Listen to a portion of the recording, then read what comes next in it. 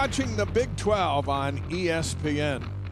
Welcome to Provo, Utah, inside Miller Park, the first of a three-game series in the Big 12 tonight between the Oklahoma State Cowboys and the BYU Cougars. Dave McCann, Gary Scheide early on. Both these teams still trying to get their footing. Absolutely. You know, and this is the first game. They played each other 23 times, but it's the first time at Miller Field. So it's fun to ask the coach, what do you think of this facility? We're going to ask him. We've got a couple of big hitters on display tonight. Colin Ritchie at 225 pounds. This center fielder is like a fullback at the plate. Well, you listen to the crack of the bat there. It sounds so loud when he hits it. He had a double and knocked in both runs for Oklahoma State against Missouri State. And listen to the sound again. He's had a great season. He's batting .309 with a team leading 14 home runs and 39 runs batted in. Bats third in the order, and he's an outstanding defensive center fielder. There's a good look at him. We'll see him all series long. For BYU, the Cougars will counter with Ryder Robinson. He's coming off one of the best nights of his baseball life on Tuesday up at Utah. Well, and he's the reigning Brooks Wallace Award National Player of the Week. He had a great game. He reached base in all 5 of his at-bats. There you see some really good hits, and then one of the key hits late in the game right there put BYU ahead. He was 4 for 4 with a double, 3 singles, 2 runs scored, 2 runs batted in, and reached base on a hit by pitch. Second on the team in batting with a .323 average. There's Robinson. We're going to fire up the final weekend series of March. BYU and Oklahoma State. The first pitch is coming up next on ESPN.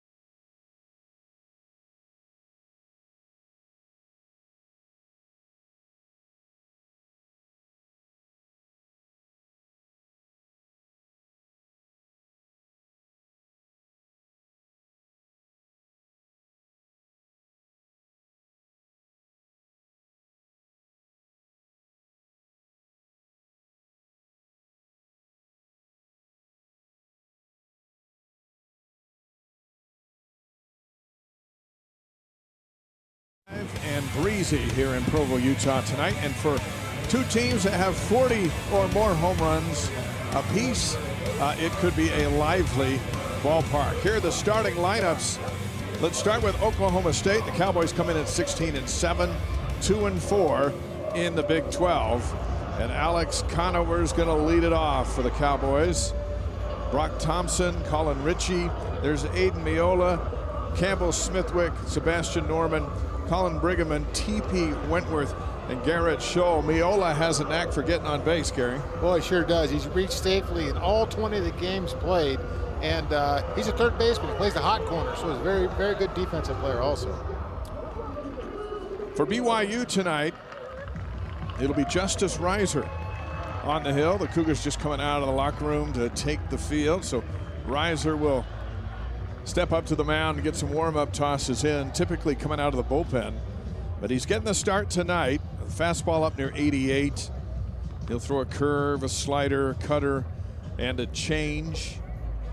And Gary, BYU's plan of attack with pitching is kind of piecing it together in the moment. And so Garrison Sumner's typically the Thursday starter. He's in the bullpen. Well, you know, it's one of those things where you go with the guy that you think is going to be the best at starting, and you take him as long as you can, and then you back him up in the bowl game. It's all in the bullpen. It's almost like a midweek game where you're going to have 4 or 5 pitchers come in and try to get the job done. And then on the other hand, over there you got Ethan Lund, you know, big strong guy. He gets quality starts most of the time he pitches. So it's a little contrast. But BYU has been successful with Justin Reiser, and he's given a start today.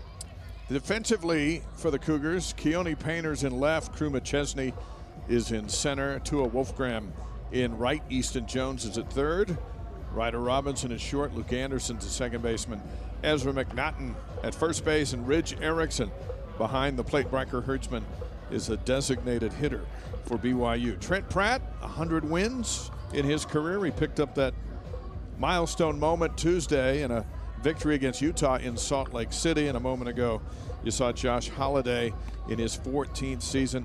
There he is at Oklahoma State, 9 wins away from 500 for his outstanding career. We'll visit with both head coaches throughout the game tonight and throughout the weekend series. So a breeze going to right center with 60-degree weather and the crowd filing in. This is the first time Oklahoma State's ever played in Provo, despite this being the 23rd meeting. They were scheduled in 2022, but due to bad weather here, the series was shifted to Arlington, Texas, and that's where it played out. The Cowboys have a command in the series, 17-5. And again, the historic, I asked Coach Holliday earlier today, you played all these baseball games, 800 plus, and not one in Provo until tonight. And here we are. BYU went to Stillwater 2 years ago. They didn't meet last year, and the Cowboys swept them 3-0 in 2024, BYU's first year in the Big 12. So here we go. Shadows have devoured home plate. Reiser's pitching with the sun in his face, and he throws a strike. Our home plate umpire today is Michael Morris. Darren Hyman's at first base. Jake Uhlenhoop's at second, and Nathan White is the third base umpire. Alex Conover leading it off for the Cowboys, a 6'4" junior out of Tuttle, Oklahoma. He's hitting .333, best on the team. And he's reached safely in 22 consecutive games. So these Cowboys have a knack for getting on base. Bounces that one foul. The count's 1-2. And you see BYU has the shift on for Conover. Shortstop Robinson's far over to the right side. You can see him right there. And there's the shift. Second baseman Anderson's almost playing like a rover out there in as second base, kind of in shallow right field. This one into left and tailing, just foul for Conover. He'll come back to home plate. It's a lively area here tonight. Back behind us, BYU softball and Kansas are underway. A bit later tonight across the street, it'll be BYU and Stanford in the WBIT tournament. Tomorrow night, we'll have volleyball just down the road from us, BYU and Stanford. So, hey, with the weather nice, there's something going on this corner all weekend long. Well, you're going to have to bring your cell phone because you're going to have to watch 2 or 3 games at once. There's the 1-2 pitch to Conover. Misses inside. Reiser thought he had him. The count goes 2-2. Yeah, that was a 80-mile-an-hour changeup right there, and tailing in on the lefty.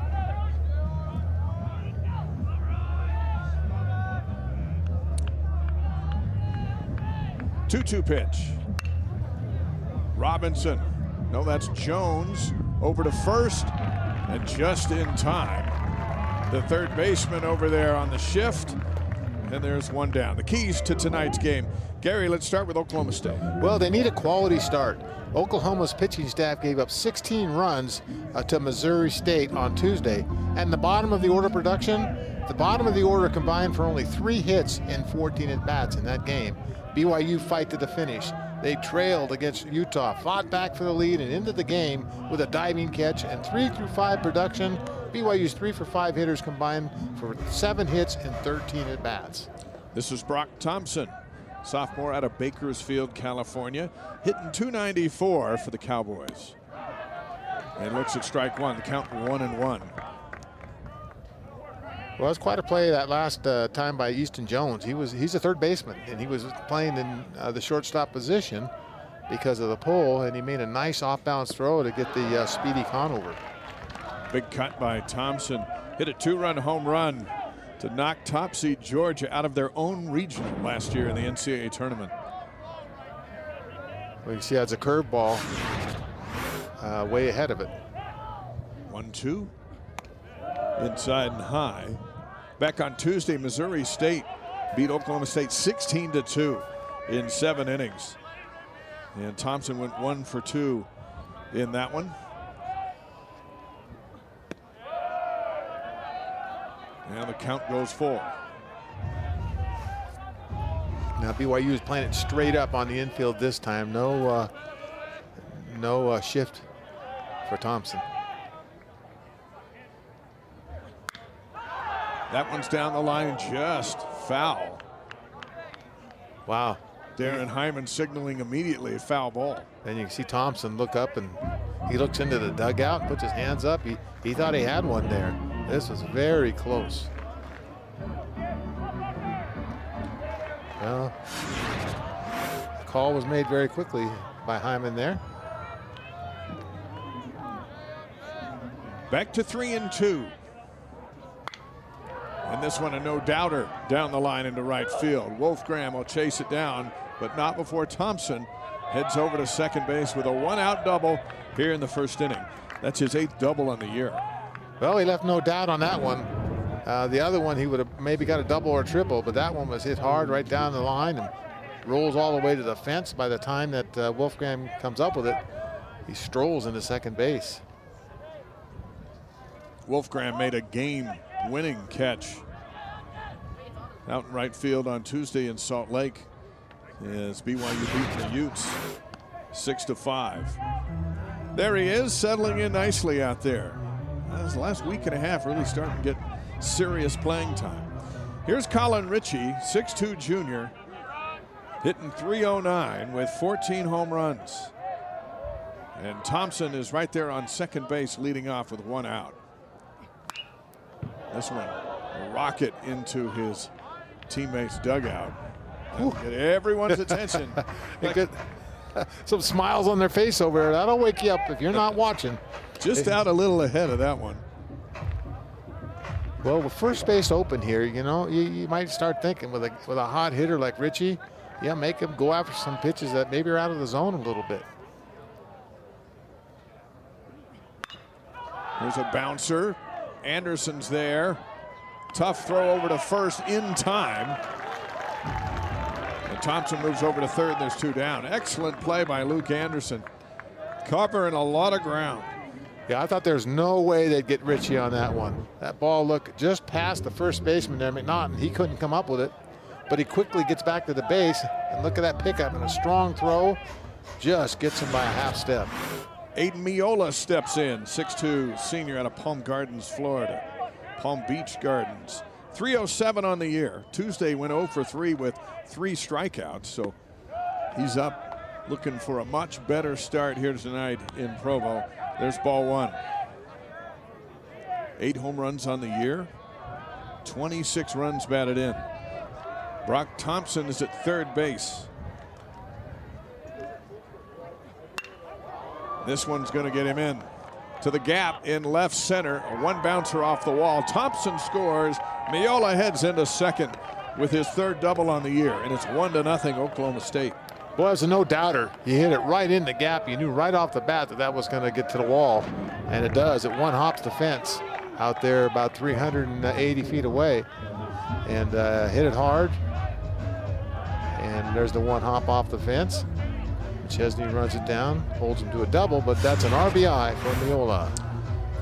Campbell Smithwick, junior, out of Oxford, Mississippi, is in the batter's box. A couple of seasons at Ole Miss. He's hitting .313 as an Oklahoma State Cowboy. Riser in with a strike. A lot of lefties in this battle group for Oklahoma State.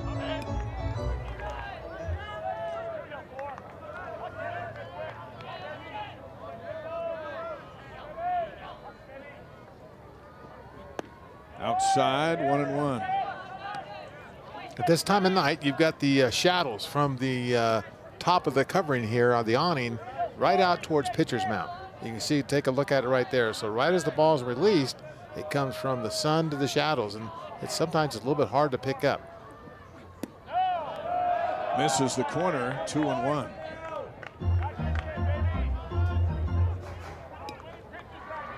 Well, we've seen a couple calls early in the game that on the corner and low, the pitchers are not going to get the call for that.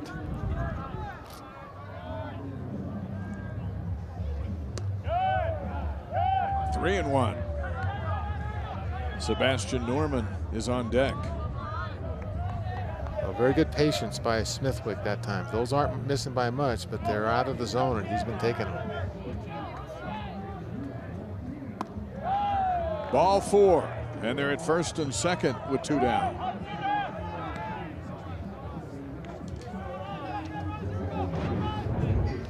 Cougar pitching has been challenged with the big innings. 1 run in after the second out here in the first, and now the Cowboys are threatening again with the freshman Sebastian Norman out of Springfield, Missouri at the plate. 0 for 4 on Tuesday with a trio of strikeouts. And he looks at strike one. Thought about swinging, went halfway.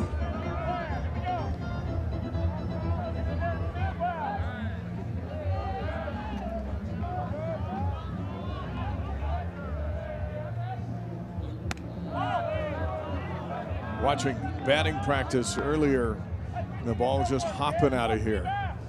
Get up the jet stream, and won't take much to get it across the street to the Marriott Center.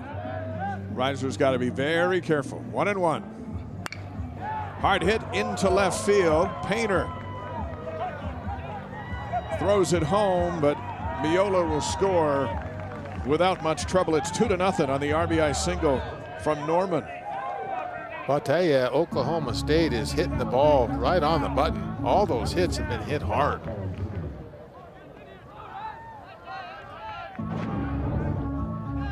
Watch this location. It's up in the zone and right over the middle of the plate. Yeah. And Norman crushes it. They tend to love those pitches. Oh, who wouldn't? Here's another lefty, Colin Brigham, a 6'6" senior out of Smithton, Illinois. Smithwick's at second, Norman's at first, 2 down, 2-0 Oklahoma State.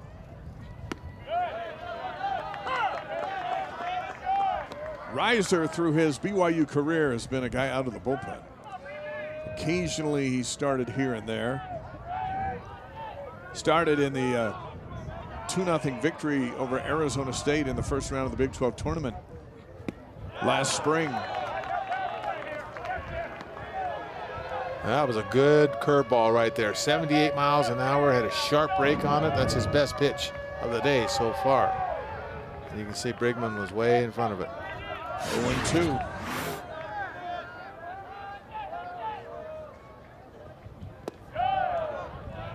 Ball one. Brigham has 164 runs batted in 181 games. That's impressive. A lot of experience. He's still trying to get things clicking with his offense in visiting with Josh Holliday.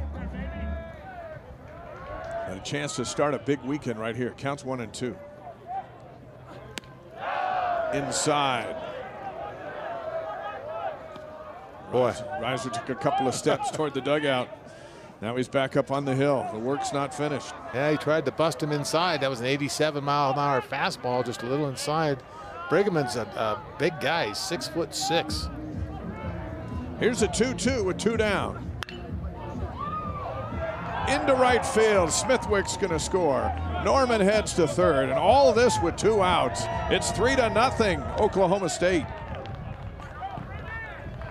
Well, nice piece of hitting that time by Coleman Brigham. This ball at seeing eyes got just up the middle there, and RBI with 2 strikes. He looked a little bit off on that one swing with the curveball, but that time he waited it and just got it right up the middle. Adrian Dinkle, pitching coach, is out to talk with Reiser, who's gotten roughed up here in the top of the first inning. 3-0 with runners at the corners, and all of this with 2 outs. A single by Brigham, a single by Norman, a walk by Smithwick, a double by Miola, and a double by Thompson. A hot start for Oklahoma State. And another lefty, T.P. Wentworth, and he's 6'5". This is one of the bigger teams that Josh Holliday's had at Oklahoma State. We'll talk to him about that later in the game. He loves a big roster, and he's got one here. Wentworth, a sophomore. And Reiser, ball 1. And Wentworth is the 2nd leading hitter on the team with an average of .313. He also pitched on Tuesday. A little bit of everything. Ball 2. And Reiser is painting the picture for more trouble. 2-0. Well, the bullpen is stirring out there for BYU. 3-0. That one not close. Garrett Scholl, the 9 hitters on deck. Well, he's just struggling with his location. I mean, he just, when he does get it over, he grooves it down the middle, and he just cannot find the plate. Here's the 3-0. Finds the strike on the corner. 3-1. Wentworth with 4 home runs, a triple, and 4 doubles. Last year at Clemson and then moving over. Check swing back to Reiser. He'll toss it over to first and minimize the damage. Oklahoma State strikes for 3 runs. Anderson, McNaughton, Robinson. We'll start it off for BYU coming up here on ESPN.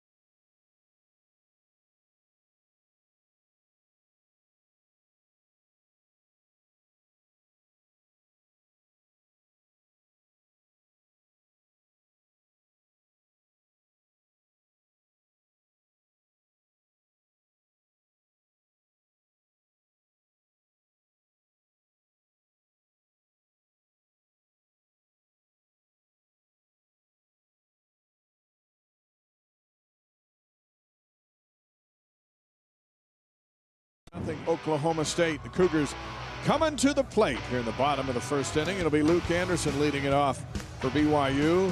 Ezra McNaughton, Ryder Robinson, Crew McChesney batting 4th. Then Easton Jones, Brecker Herdsman, Keone Painter, Ridge Erickson the catcher, and Tua Wolfgram out in right field. A lot of attention always on McChesney. Well, he's really been raising his average lately, and in the game against Utah, he drove in a run early in the first inning and got the Cougars off to a good start. So he's swinging the bat well. There's Ethan Lund, a major league arm. His coach calls him the total package at 6'6", a sophomore out of Fishers, Indiana. 3-0 on the season in 6 starts, an ERA of 3.26. That fastball can get up to 96, a curve, slider, and a change. That's the arsenal for the Cowboys' top gun, Ethan Lund. And he's got a 3-run cushion to start things off. Blake Hawksworth is the pitching coach. He'll call the pitches from the dugout. He'll also take care of all the mound visits. And if there's a pitching change, that's all on him. And so we'll see how the Cowboys approach Luke Anderson, who's hitting .273 with 3 home runs. He went 1 for 4 with a run scored Tuesday up in Salt Lake City. 5'10" senior out of Santa Clara, Utah.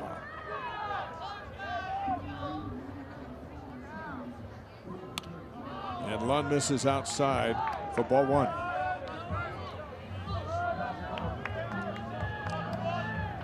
Anderson with 21 runs batted in for the second baseman. There's a strike. That one at 93 miles an hour. Good curveball for Lund with a fastball around the mid-90s, and then you got a good curve. When you're on, you're going to be awfully tough to hit. There's a foul ball by Anderson. The count's 1-2. That's first change curve right there, thrown by Ethan Lund. He's got a beautiful windup. I mean, it takes a little while for him to come to the plate. He steps back, he raises the leg like Juan Marichal there from the Giants. And he comes in with hard stuff. Strike 3. There's one down. That's strikeout number 1 for Ethan Lund. And there was a changeup right there. And you can see it looks good coming in, and that ball was out of the zone substantially, really low. Hits the ground in front of the plate, and it looks that good, and Anderson's swinging at it. So you cannot go out of the zone against Ethan Lund. He's too good. Ezra McNaughton steps in. He leads BYU with a batting average of .371 and 8 home runs. There's strike 1. McNaughton 0 for 5 on Tuesday. He's got power to all parts of the ballpark, and the wind is sailing dead center. Fouls that one. It's 0-2. Well, Lund cranked that up to 96 there, and McNaughton was a little bit behind it. There's the flag blowing out to dead center.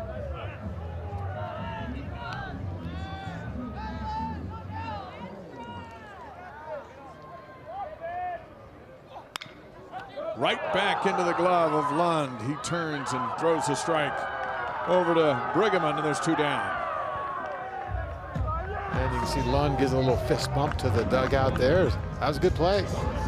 With the speed of McNaughton, he might have beat this out, but look at that. Nice stab. You can see his feet are a little bit crossed there. They should be more straight, straight up and down there, but still very quick reaction. Ryder Robinson steps in on the right side with Lund being a lefty. 2 down here in the bottom of the first. Robinson hitting .323.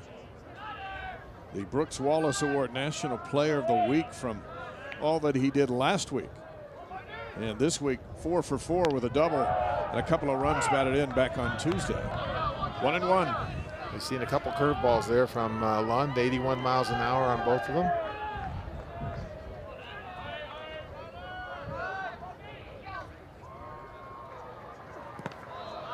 That one bounces in. 2-1. Folks back in Stillwater watching for the first time here in Provo, and it's a synthetic experience, right? There's not a piece of dirt on this field.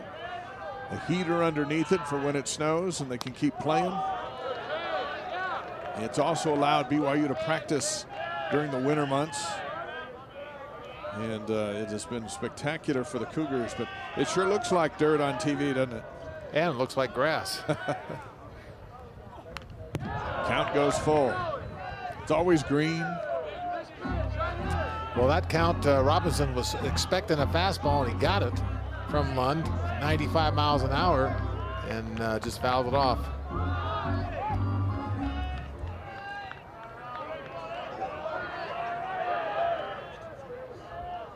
Here's a 3-2 pitch. Going a little high for ball 4. And a walk for Robinson. Well, that time Lund tried to throw the off-speed pitch, tried to throw the curve, but it was up in the zone. You can see this right here. Just didn't drop down enough. Nice framing job by Smith-Whitman. Robinson steps out first. Crew McChesney steps in. McChesney hitting .316 with 6 home runs. He looks at ball 1. Well, I can see that Lund would be really tough to hit as a lefty. He comes more almost 3/4. So you got to really fight to stay in the box there against this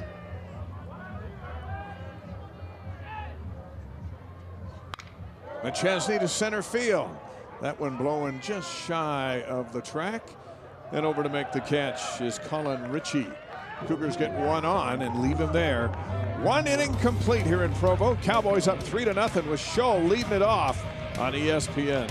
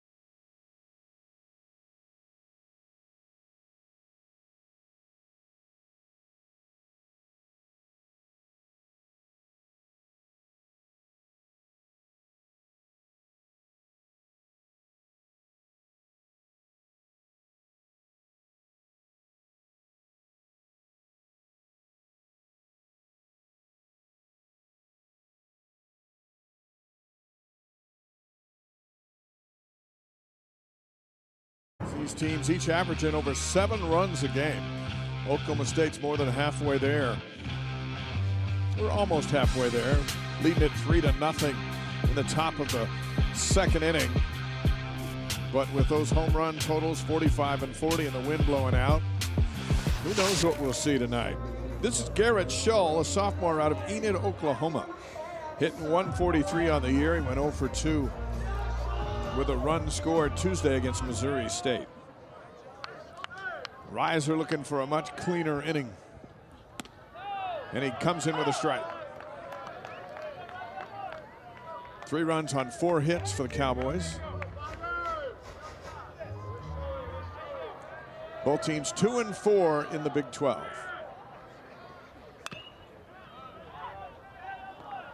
Oklahoma State ran into trouble against UCF, then came back against Baylor. BYU took 2 of 3 from Cincinnati and got swept at West Virginia. 0-2. Strike 3. There's one down. Well, you can see Scholl did not agree with that call, but it's right on the outside corner. Really good pitch. Reiser had trouble finding the zone in the first inning. That's a beautiful pitch. Right on the outside part of the plate. Second time up for Alex Conover. Grounded out his first time up. And Conover looks at a strike.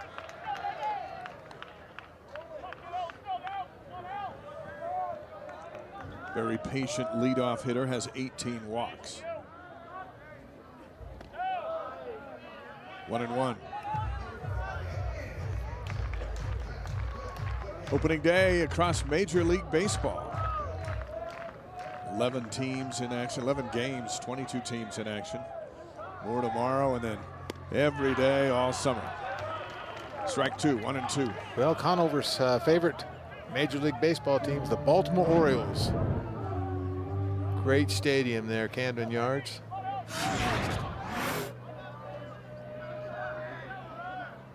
One-two pitch outside.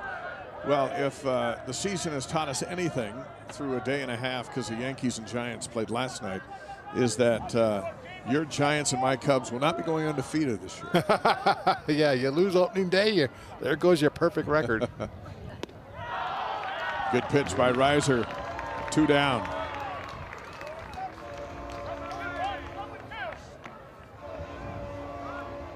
And that brings Thompson back to the plate. Now you see that location, down and in. Down, just beautiful location that time, and Conover goes out of the zone. Got a piece of Thompson, and he heads down to first base. The third out has been the elusive one for Reiser. Oklahoma State with all 3 runs after 2 outs in the first inning, and with 2 outs here in the second, Thompson just gets touched by that ball and heads to first, and that brings up Colin Ritchie. Ritchie grounded out his first time up. Good arm behind the plate with Ridge Erickson.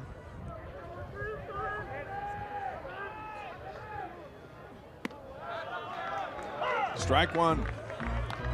A 78-mile-an-hour curveball, and you can see Ritchie nods his head, saying, "Yeah, that was a good pitch."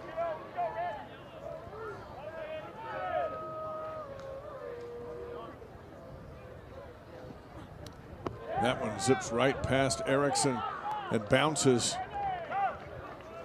back to the pitcher off the backstop. 1-1, and over to second base goes Thompson.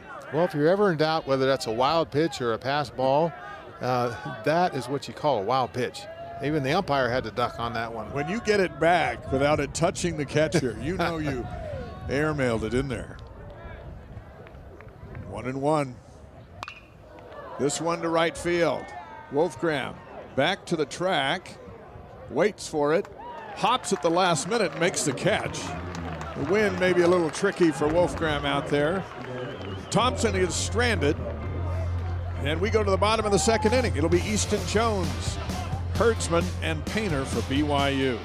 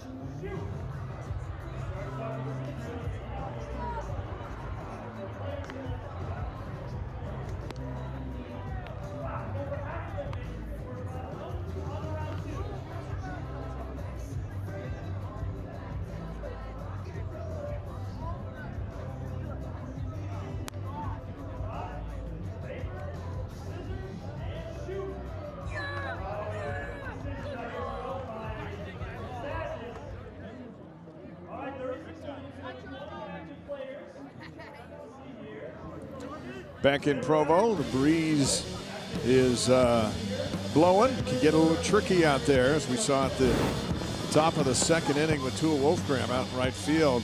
Just backing up, and then whoop, got to go a little more. And that's how the top half of the inning ends. And you notice he had to look in his mitt to make sure he had it. Easton Jones looks at strike one, a 6'3" senior out of American Fork, Utah. He's hitting .280. 8 home runs, 20 runs batted in. That 20 runs is significant considering he had 15 RBI all last season. So to have 20 in the month of March is saying something. His bat is back to the Easton Jones of his sophomore and freshman seasons. Down in the count 0-2. Oh, that was a good pitch. Really good pitch that time, Dave. 96 miles an hour on the outside corner.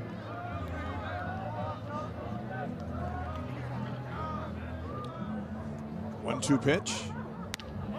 Misses the corner, and it's 2-2. Trying to paint that same spot just a little outside to get him to chase. Yeah, that was a beautiful curveball, 83 miles an hour. Nice little change up there, just missed.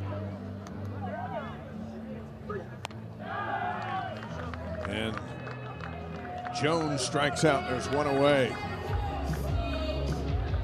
88 miles an hour on that one. Well, I like this kid. I tell you, I believe he's going to be drafted. And you can throw it 98 miles an hour as a lefty, you sign your contract.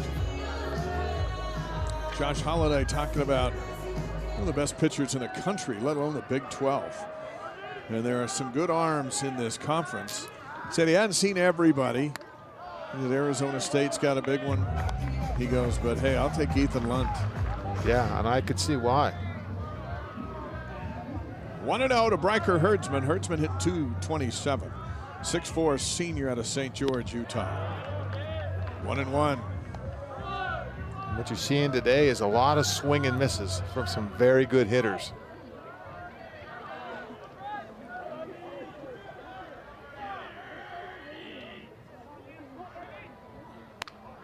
Comes in high and outside, 2-1. This is the time of night, though. If you get the ball up in the air, especially out the left field, you can see the left fielder Conover just shielding his eyes. It is tough to pick up this time of night in the outfield.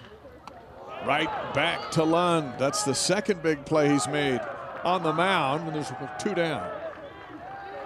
Yeah, you know, he doesn't end up in a squared up position, but he's so quick. You know, at that size, he is so quick, so athletic, that he made that look easy. That was not easy. That was a base hit up the middle. He's telling his infield, I don't even need you guys to. Yeah, just back me up. Give me encouragement. Keone Painter, 5'11" junior out of Kula, Hawaii, at the plate, hitting .261 with a double and 4 runs batted in. Painter holding down left field for BYU tonight. Well, in that Tuesday night game against Utah in the 9th inning, one of the Utah players hit it really hard to left field, and Painter made a great catch. He backpedaled on it and jumped and made an outstanding catch that kind of helped save the game for the Cougars. 1-1. That one at 94.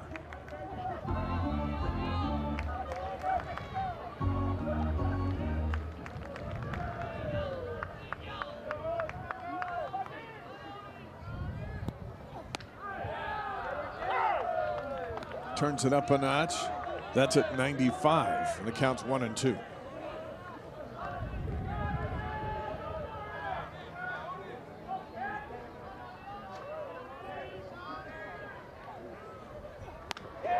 One, two, three go the Cougars in the second. Third inning coming up, and the Cowboys lead it 3-0. It'll be Miola at the plate as we watch Ethan Lund sit down Keone Painter. And Lund is off to a great start.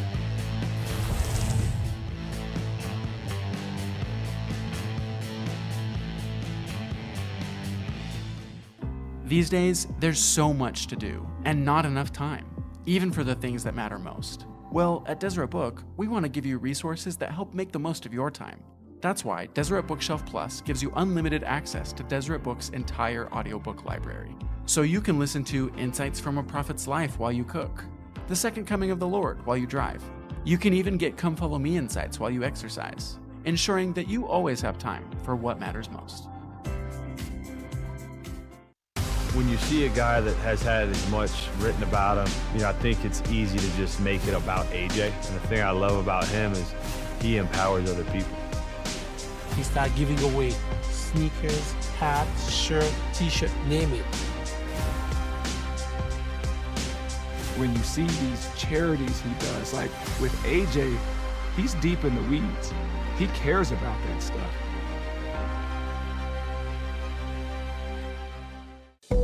Everything we do at BYU begins and ends with our students in mind. The most important work we do is building our students spiritually and intellectually. Strengthening each student's faith and testimony in Jesus Christ has always been a part of BYU's mission. You've entered to learn, now go forward to serve.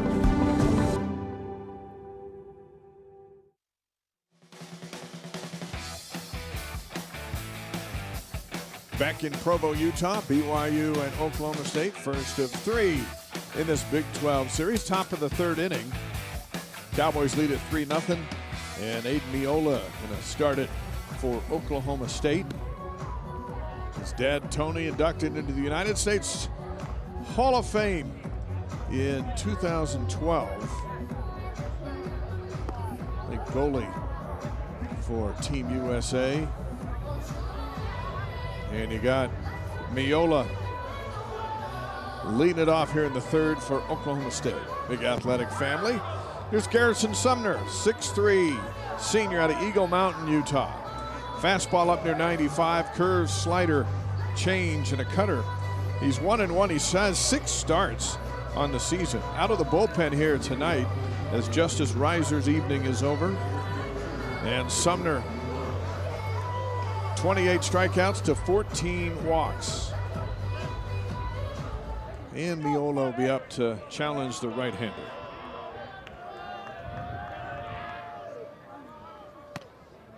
In with a strike. Miola doubled, drove in a run his first time up.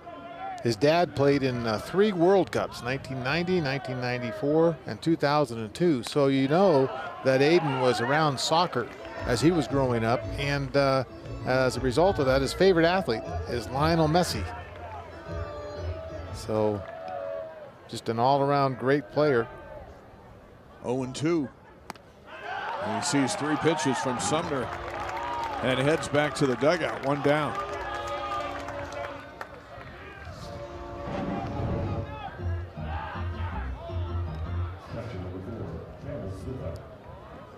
Right past him. Yeah, he was late on the swing, and we saw Sumner. He pitched the first game against Cincinnati, the first game that in the conference, and boy, he was had a no-hitter going to the 5th, and just pitched an outstanding game, and to get BYU that first win. But he's got a chance to be really good if he's got his location. This one to right field. Wolfgram on the run, reaches up, makes the catch, and slams into the wall. There's 2 down.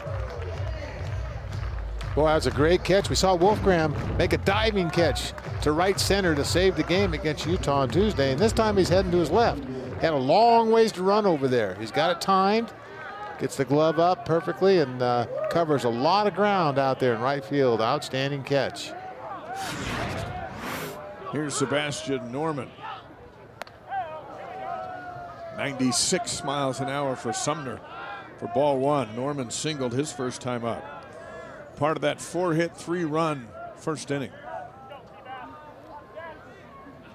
Curveball bends in there for strike 1, 1-1.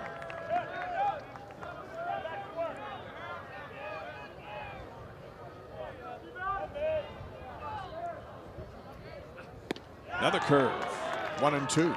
Oh, the 79-mile-an-hour fastball. So curveball. So that difference is about 16 miles an hour between that curve and that fastball, and he's finding his location tonight. Back to the screen.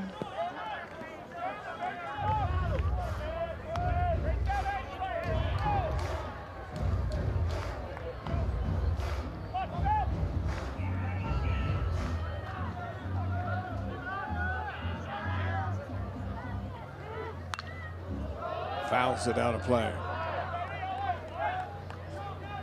BYU went back to Morgantown, put up a fight against West Virginia, had a shot to win 2 of those 3. But the Mountaineers in the top 20, they are a formidable foe in the Big 12 for everybody this season. That one just misses outside, 2-2. 95-mile-an-hour fastball. It was on the corner, but it might have been up just a little bit.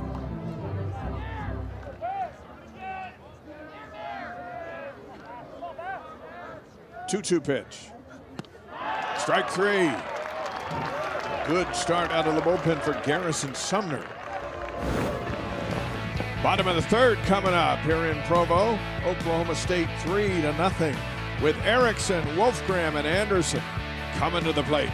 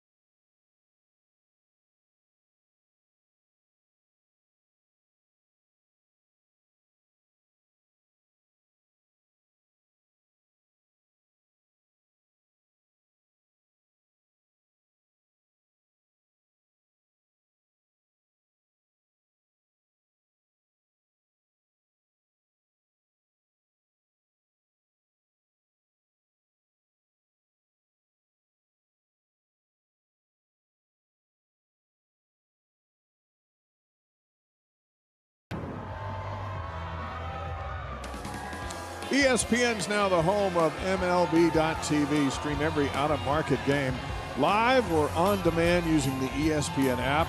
Blackout and other restrictions apply. For more information, go to ESPN.com/MLBTV. Dave McCann, Gary Scheide here in Provo, Utah. A lot of big league hats are out on the opening day of Major League Baseball. College ball has been going on for about a month. And this is Ridge Erickson, BYU's catcher, leading off the bottom of the third inning.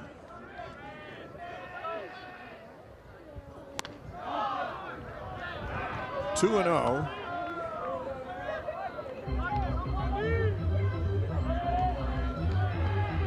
Erickson out of St. George, Utah, hitting 190. Pops it up. See if the breeze does anything with it. Scholl, the second baseman, in position, one down. Yeah, that didn't bother Scholl that time. All of a sudden, you know, you'll see it whipping up and really moving a lot of wind, and all of a sudden it just has a little dying situation there. And that ball, the flag was hardly moving when Erickson hit it. Tua Wolfgram, a couple of big catches out there in right field already today. Here's his first at bat. He's hitting .348, 11 of 28 on the year, a couple of doubles, 4 runs batted in. 1 for 3 with a double at Utah on Tuesday. He looks at strike one.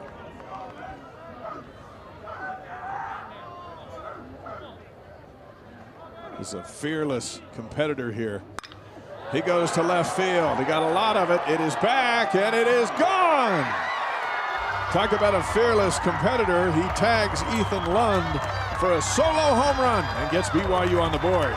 Well, that was a fastball that time from Lund, and he got way too much of the plate on that. It was about belt high, and Wolfgram just turned on it. You knew when it was hit, it was out of here. You saw Conover, the left fielder. Look at that pitch. A little bit too high. You knew as soon as it was hit, that was gone. Even into the wind, that ball was well over the left field fence. First home run for Wolfgram as a BYU Cougar. And now Luke Anderson comes to the plate. 3-1 with 1 out here in the third. And for Lund, that's just the 4th home run he's allowed this season.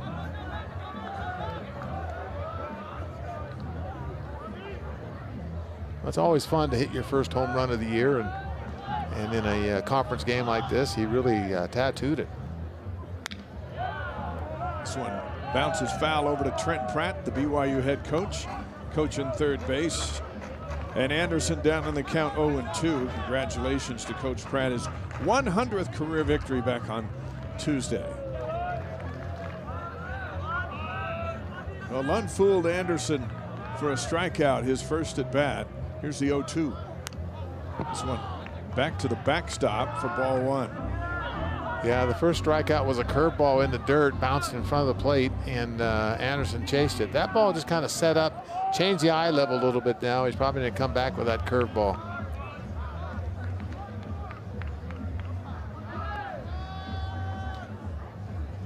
There it is. And second time Anderson has struck out.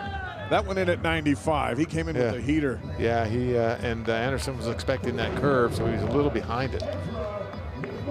This is one you just don't catch up with. You know, chest high, 95. That's a great pitch. Ezra McNaughton grounded out his first time up. Right back to Ethan Lund. 2 down here in the third.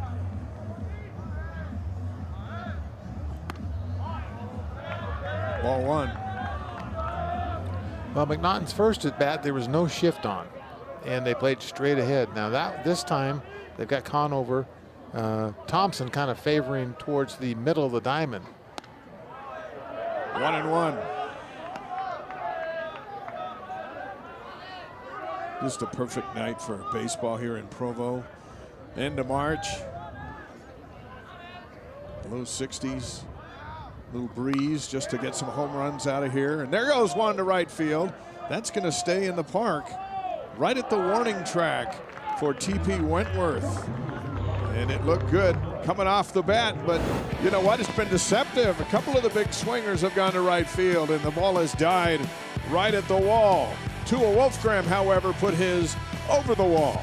It's 3-1 after 3 here in Provo.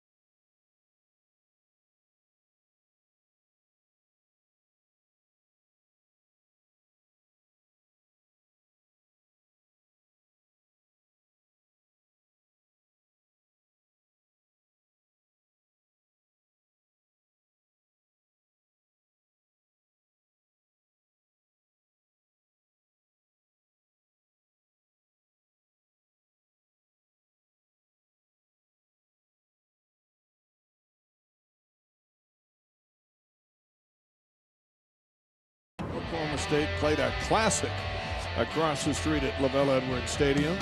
Not scheduled to play this fall. Cowboys with spring practice underway. New head coach Eric Morris. BYU wrapping up their spring drills next Friday for Kalani Sitake. And then it's Tulsa on the road for the Cowboys on September 5th. Utah Tech across the street in Provo on the 5th. Here at Miller Park, 3-1 Oklahoma State, top of the 4th inning. And Colin Brueggemann singled his first time up. Here's his first look at Garrison Sumner. Ball 2. Sumner's been as high as 95, 96 today. And we've ever seen Lund, he's constantly at 96. So that's a good contrast to see a righty throw 96 and a lefty throw 96. 3-0 the count to Brueggemann.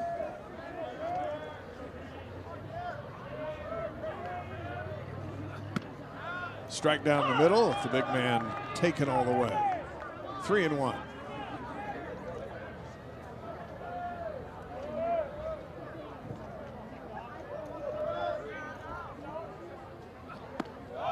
Misses the corner. Ball 4. And a leadoff walk for the senior out of Smithton, Illinois. Well, that time Sumner tried a little backdoor slider, 83 miles an hour. And you can see it start to come back. Very close. You see Brueggemann stay at the plate to make sure. Ball 4. TP Wentworth grounded out his first time up. Sumner comes in for strike 1. It's interesting how sports links the world we live in, as Major League Baseball has started. And not long after the All-Star break, the NFL camps open. Anderson, one play over to first base. Brueggemann in the second. There's one down. But before baseball even heats up, NFL preseason's back. College football's back. And then in September, it's all going on. Yeah, that's a great month. That's a great month. You can, I have 2 TVs in my living room, so I put them on. I watch a football game. I watch a baseball game, and you know, the World Series, and that's why no one sees you between September and October. Oh, I love it. Garrett Schull at the plate, struck out his first time up, and he looks at a strike. Brueggemann in scoring position out at second base. That was a really good pitch that time by Sumner. He just took a little off at 79-mile-an-hour curveball.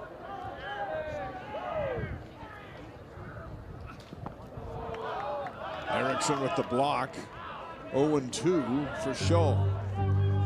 Well, another 77-mile-an-hour curveball. The ball was in the dirt, but you can see the movement that Sumner has on that ball for Scholl to chase that pitch when it bounces in front of the plate. 0-2. Comes in high.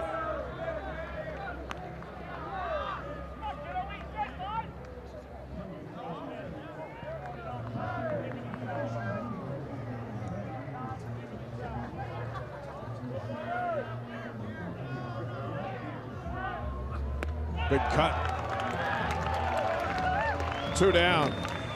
A really good pitch again. 83 mile an hour. That's your backdoor slider just coming in from outside in. That's a perfect pitch right there. Fans starting to arrive across the street at the Marriott Center. BYU and Stanford at the top of the hour in the quarterfinals of the WBIT, and also on ESPN Plus. Conover goes down for strike 1. The winner moves on to the semifinals Monday in Wichita. Oklahoma State was eliminated Monday by top seed UCLA in the NCAA tournament. Former Cougar Amari Whiting transferred to the Cowboys and had a good season with Oklahoma State. Throw back to second, just a little late. Well, they're all. Brigham dives back in, and we may have a challenge here. Great throw by Erickson. Yeah, but it did bounce. That's the thing. And when it bounced, that causes the glove to come up a little bit and then had to go back down. So it's a bang-bang play. They're going to have a little look at it, a little review, first review of the game.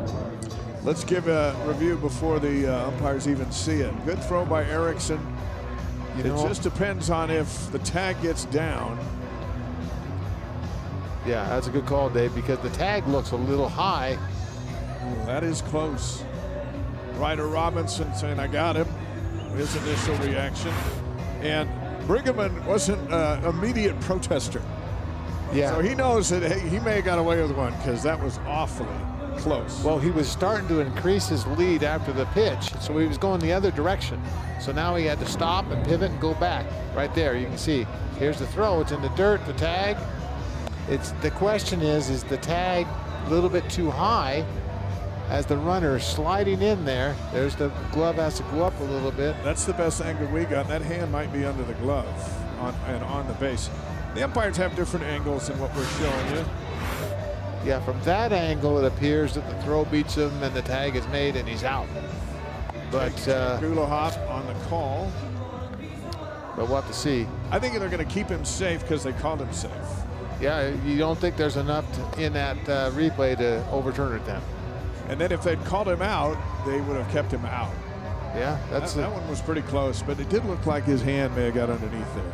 Yeah, that's the one thing we don't know about is that the tag was a little high, and where was that tag when the hand was on the base there? So, and now you have to come up with a Jake out there, second base umpire, just has to make a quick call. That's a really tough bang call, and most of the time these guys get it right.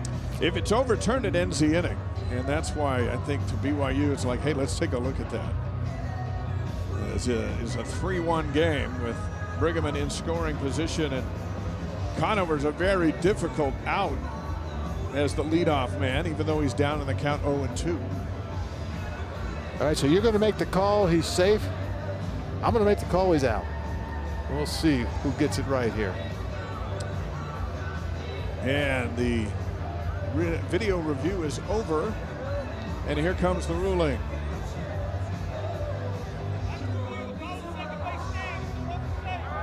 All right, he's safe. You got it, Dave.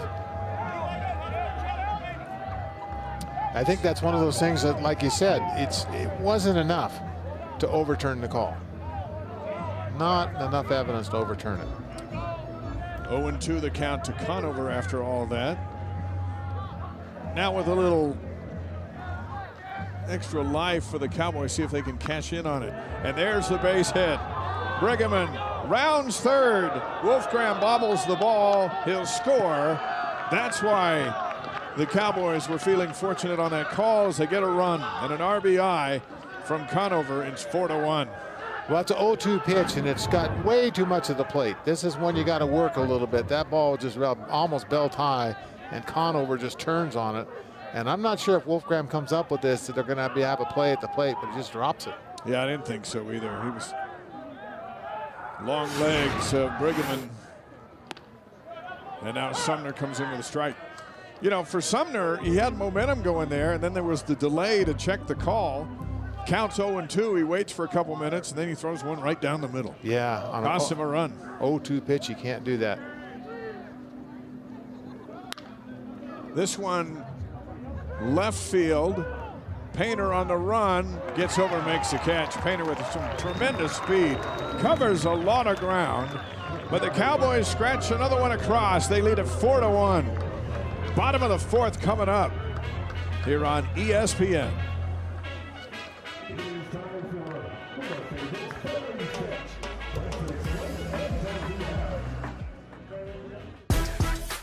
Every business has a rival with bigger billboards, flashier ads. You know, the one with the slick AI bot. Like BYU's fight song, it's time to vanquish the foe. BYU Athletics puts your brand in front of one of the most loyal fan bases in college sports. Digital signage, promotions, social media, or TV spots like this one will help your business rise to victory. Email sponsorship at byu.edu and unfold your victory story with BYU Athletics. Building a legacy isn't just about winning. It takes drive, commitment, and the will to tackle adversity. Be a part of this proud history with a BYU card from Mountain America Credit Union. I went with my style checking and a debit card. And I have a rewards credit card. Cosmo? He has both. Continue the legacy. Get your BYU debit or credit card exclusively at Mountain America.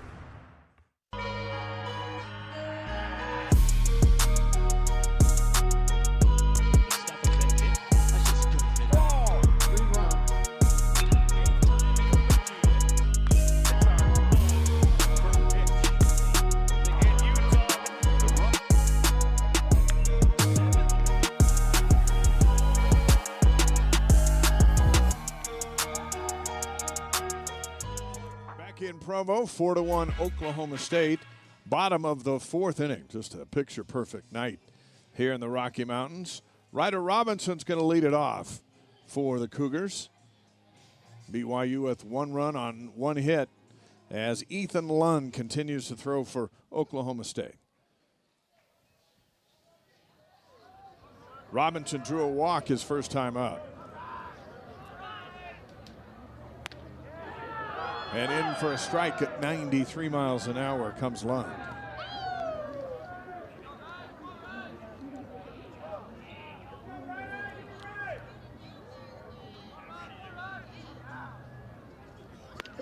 Strike two.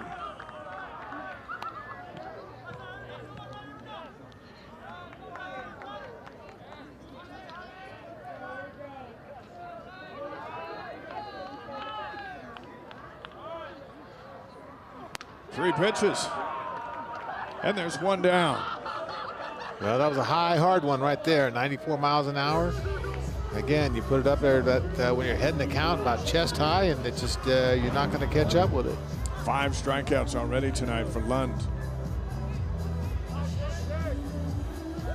And Crew McChesney's back to the plate. Flew out his first time up. Well, that's a guy right there that got on base 5 times in a row on Tuesday against Utah and walked to get on base, so he's a hard out. Strike one to McChesney.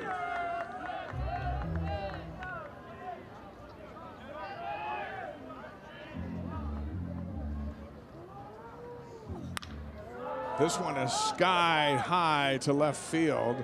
Charging over is Conover, and he runs out of room. A long strike, and the count's 0-2.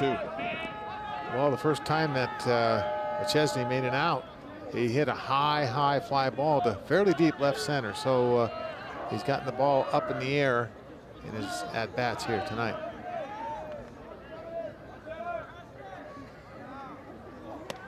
Outside. 1-2. Chesney hit .340 as a freshman. 285 last year. Come in at 316 tonight.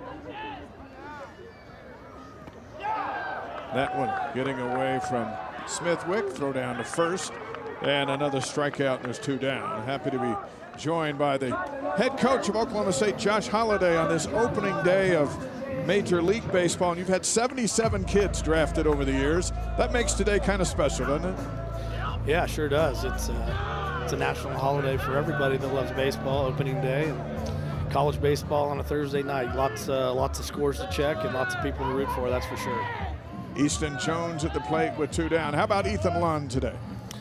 Yeah, you're seeing a talented kid. You know, we spoke earlier on the phone about the series and the players involved, and we talked about Ethan. You see the great frame, and you know, he's mixing a high-quality fastball, an outstanding curveball, a few sliders in there too. So he's a gifted one. He's got good stuff. Bounce over to Thompson, and the Cougars go 1, 2, 3. Coach, we'll visit with you throughout the series. Good to have you in town. Yes, sir. Thank you very much. Bottom of the top of the 5th inning coming up, and it's 4-1 Oklahoma State. It'll be Richie Miola and Smithwick for the Cowboys.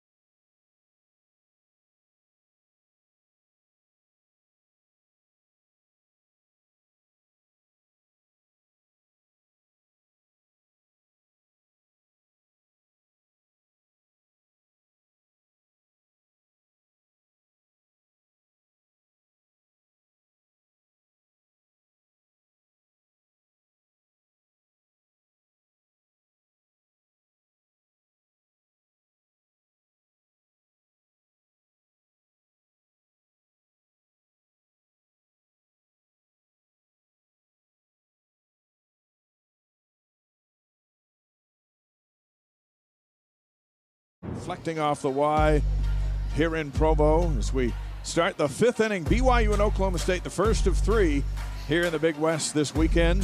The Cowboys lead at 4-1. Happy to be joined by BYU head coach Trent Pratt from the Cougar dugout on Tuesday. Career win number 100. We congratulate you. Oh, thank you guys. I appreciate it. It's hard to win games, right? We've seen it's hard for everybody to get to 100. The milestones are important, and you got to mark one. I know you're all business tonight, but we wanted to give you a shout out. No, I appreciate it. Thank you guys. And especially earning that 100 against Utah. That was special. Yeah, that always feels good. You're dealing with Ethan Lund tonight, outstanding big league type pitcher, and still trying to figure him out. What's going to be the key moving forward? Man, he's tough. You know, when we get a pitch over the middle, we got to find a way, you know, to put a good swing on it. But I mean, you look at his numbers. He didn't get many hits. He strikes a lot of people out. So we just got to keep throwing some zeros and keep grinding him out, and you know, hopefully get his pitch count up and scratch one across and get to the bullpen. Seen some excellent play from Wolfgram in right field. He also got his first home run. And here's a youngster who's made the most of the time you've given lately. Yeah, he's been really good, and we knew he was always a special athlete. And he broke a bone in his hand in the fall, so he didn't get to play a lot in the fall. So yeah, he's taken his opportunity to run with it, man. It's good for us to see. Well, you look at Sumner here. He's got he seems to have his control tonight, Coach. Yeah, he's doing a good job, you know, and so hopefully he can keep throwing zeros for us, and we can get back in this thing. Coach, thank you. Yeah, thank you guys. We'll talk to you throughout the series. Trent Pratt, BYU head coach. Our all access to the dugout, and Colin Ritchie strikes out, and that's how the 5th inning fires up. There's 1 down. Now you don't see Ritchie make bad swings like that very often. He does have 27 strikeouts this year, but that was a very good pitch on the outside part of the plate. Aiden Miola, a double and a strikeout so far tonight. 3 runs for the Cowboys in the 1st inning off Justice Reiser. And they picked up another run in the 4th. A solo home run by Wolfgram in the 3rd for BYU. Well, that previous at bat by Ritchie, I thought that one he hit, I thought it was out of here. You know, the wind blowing out just a little bit, and Wolfgram kept going back, but the wind just didn't seem to carry it like it's been in the past here, Dave. The ball's not carrying. 1-1 to count. 1-2.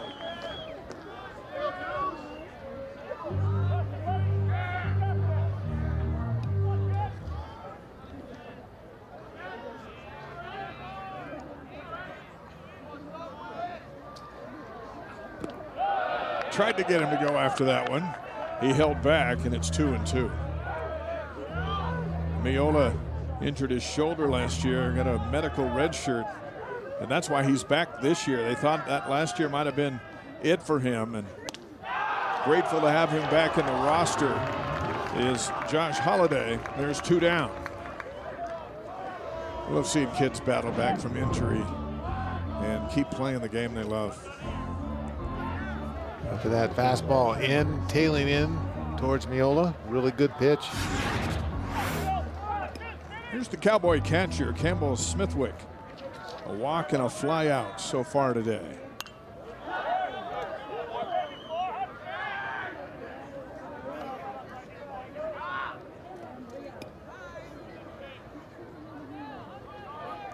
Campbell's having a good year. He's third on the team in batting, actually tied for second at .313 coming into this game. 3 home runs, 14 runs batted in. 4 for 5 on stolen bases, so he's got good speed for a catcher. 1-1. 2-1. Tried to float that curve in there.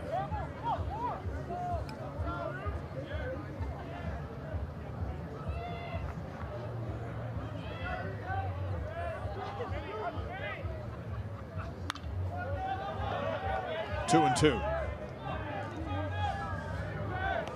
Through the weekend, then BYU will stay here and host Kansas State in a non-Big 12 game on Tuesday and then go to Baylor.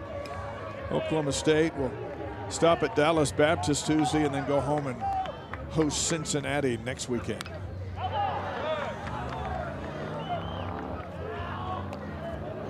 Well, nice job of staying alive there by Smithwick. That was an 84-mile-an-hour curveball had a sharp break on it. It's going down towards the ground, and he just battled to foul it off. 2-2. Another foul ball. Well, just a picturesque night here in Provo. The sun out, there's the shadows, the sun, stadium lights on. Sweater weather, but feeling good. 2-2. There's a roller over to Anderson. Gonna have to hurry. Gets it. The Cowboys go 1-2-3 in the top of the 5th. And the Cougars down by 3 will bring Hertzman, Painter, and Erickson to the plate.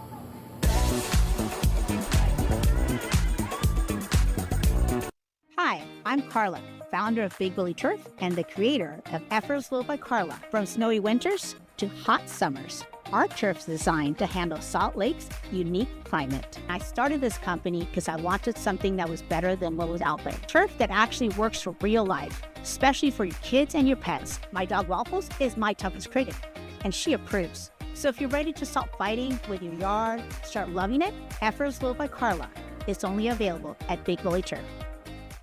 Opportunity is the heartbeat of our community, forging paths to brighter futures. Here, we meet you where you are, with pathways as dynamic as your aspirations. Your journey knows no boundaries. A city alive with possibilities, every moment a chance to shine, to push forward, in every field, on every field. Bearcats for life. Bottom of the 5th inning, 4-1 Oklahoma State. And the Cougars coming to the plate. And they are still trying to figure out Ethan Lund. One hit, and it was a solo home run by Tua Wolfgram in the 3rd inning. And Riker Hertzman will be the first to challenge Lund here in the 5th.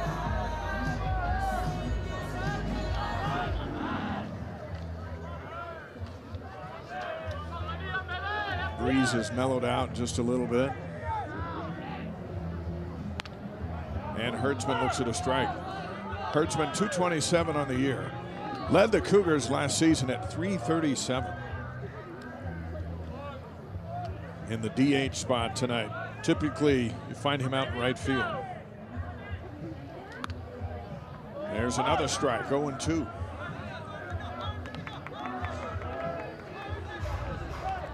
Well, they often say that best pitch in baseball is strike one. And that's what Ethan Lund is doing here. He's getting ahead of the BYU hitters strike one most of the time. There's ball one, counts 1-2.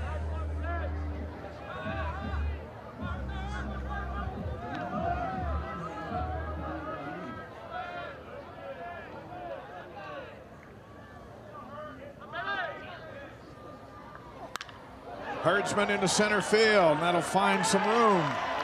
Bounce in front of Ritchie for a leadoff single here in the 5th. Well, that was a fastball. It's 94-mile-an-hour fastball, and got it up just a little bit, and Hertzman turned on it. You see the location is gets up in the zone, and Hertzman just belts it out the right center for a leadoff single. Now Keone Painter comes to the plate, and Aiden Miola at third base steps in preparation for a bunt. Painter struck out his first time up. Shows bunt. It's off the plate for ball one. Well, you think on one reason, when you're down 3, you know, do you want to give up an out to get a run over? And I think that's a good call. But you look at how close Miola is over there at third. You got to be the perfect bunt to get him over there. Painter takes a whack at this one. Miola chasing it down and runs out of room. Sighting into his ribs. The count's 1-1. How about that? You run all the way over, you're looking at the ball the whole way, and the next thing you know, you get drilled in the stomach. And you've been playing for a bunt, so you got to run an extra time. So yeah, that's baseball. That's why those guys on the hot corner are tough. Yes, they are. 1-1 to count. And they'll throw back over. Not much of a lead from Hertzman, but at 6'4", when he gets going, he can move. Yes, he can.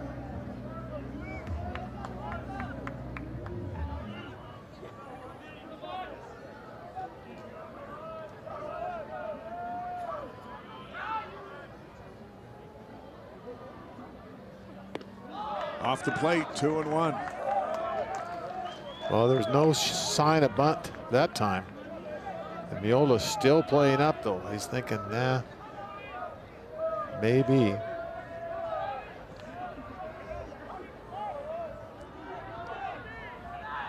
Not much of a lead over at first.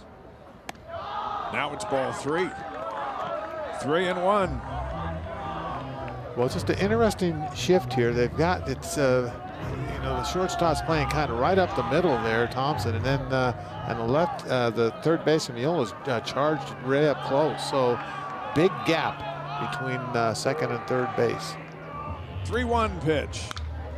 Popped him up into shallow left field. Conover moves over, makes a catch. Hertzman back to first, and there's one down.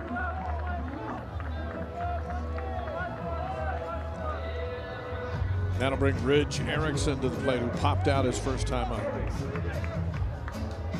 Wolfgram with a solo home run is on deck.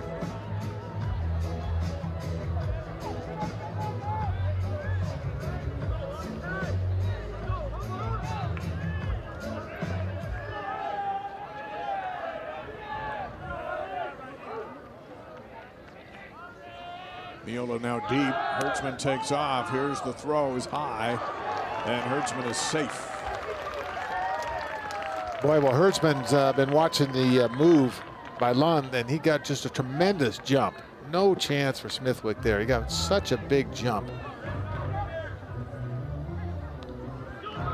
Now a base hit puts BYU in a position to score. Yeah, what a big jump there. No chance. 1-0 to Erickson. Center field, drifting to right. Into the glove of Wentworth. And Herdsman heads over to third. There's 2 down. Now Wolfgram returns to the plate. He's saying, hey, I'm not afraid of this big Ethan Lund. Give me a pitch. And he hits it over the left field wall. Sophomore out of Pleasant Grove, Utah. Now he's back with Herdsman at third base. Well, it's about 380 at the place where Wolfgram hit that home run and was out by another 20, so it's well over 400-foot home run.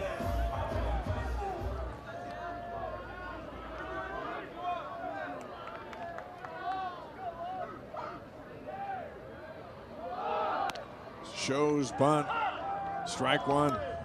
Well, what an interesting concept there, because third baseman Miola was playing back, and if he puts that bunt down the third base line, he'd have a chance of getting an RBI and beating it out.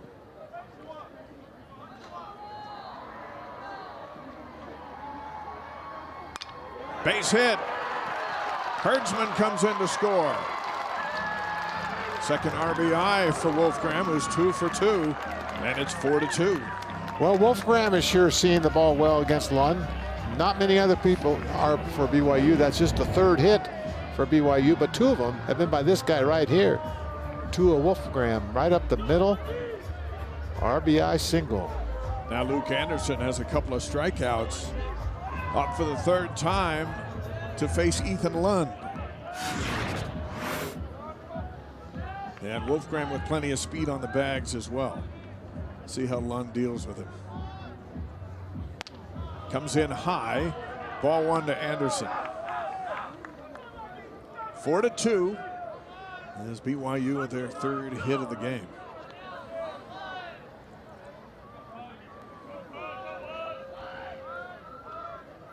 Back to first.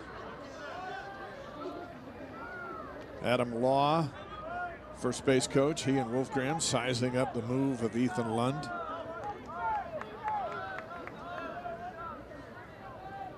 One to Anderson. Ball 2.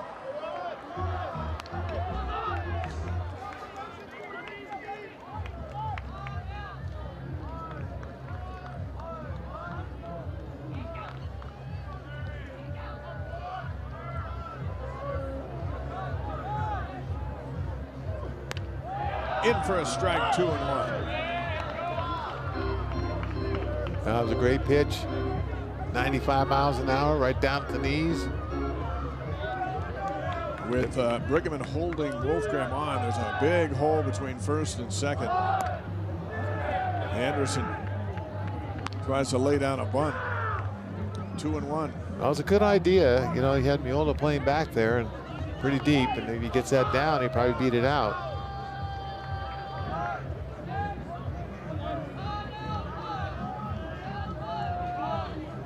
Throw back to first.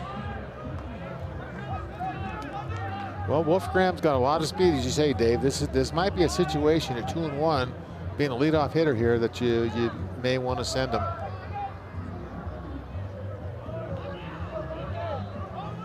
Lund looking over, watching every step from Wolfgram. He stays put and throws inside. 3-1.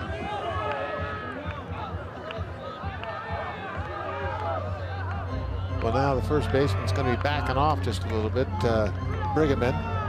So you get a little bigger lead here. 3-1 pitch to Luke Anderson. Ball 4. Wolfgram trots over to second. Anderson to first. And now McNaughton comes to the plate. Well, we saw Oklahoma State in that first inning with 2 outs.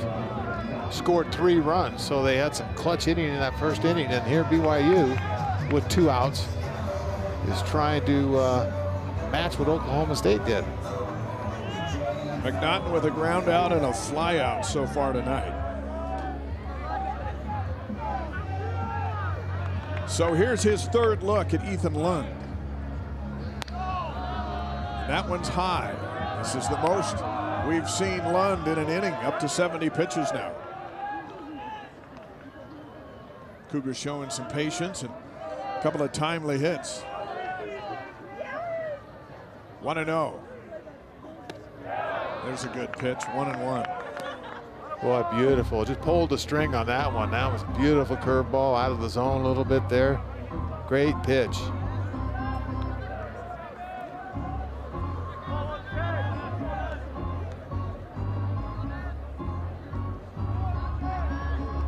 One and one to count.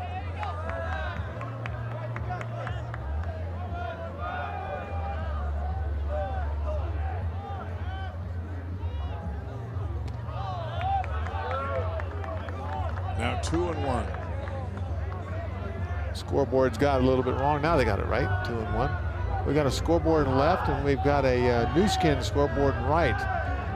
Just a wonderful facility here at Larry Miller Field. 2-1 pitch to McNaughton.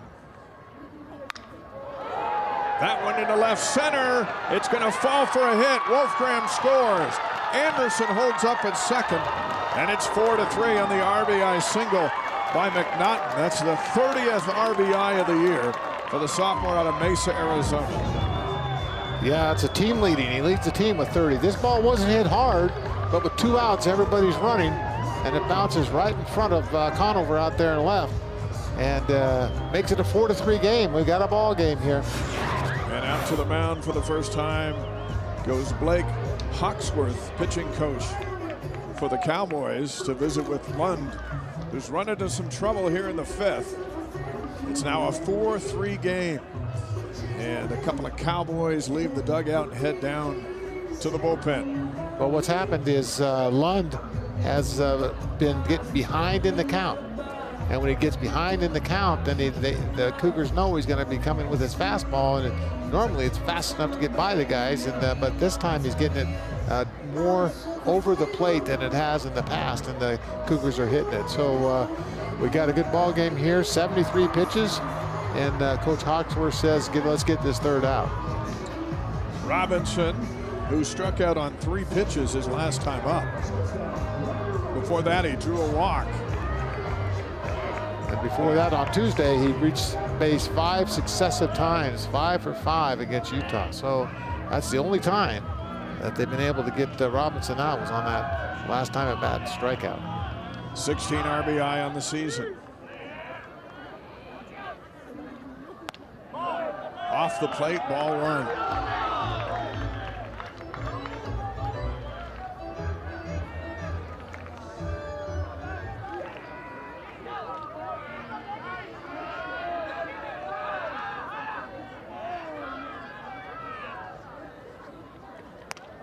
There's a strike. Count 1-1.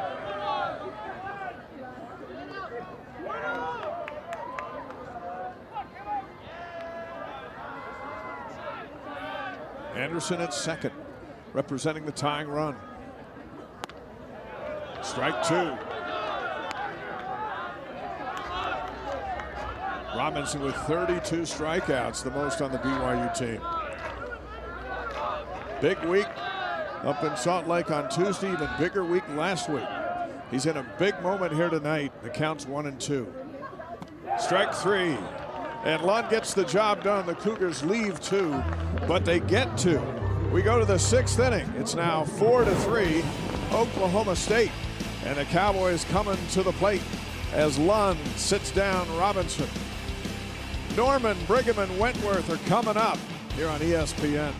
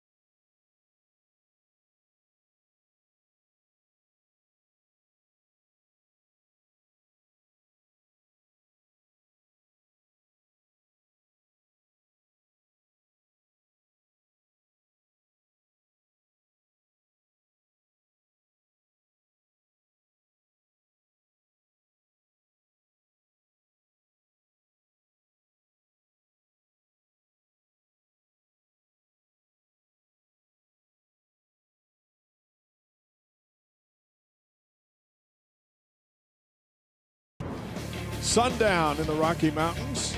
Top of the 6th inning between BYU and Oklahoma State. The Cowboys led 4-1. The Cougars get 2 in the bottom of the 5th. It's now 4-3. And Sebastian Norman will lead it off for Oklahoma State. Garrison Sumner continues for BYU. And misses on the curve for ball 1. Didn't miss by much.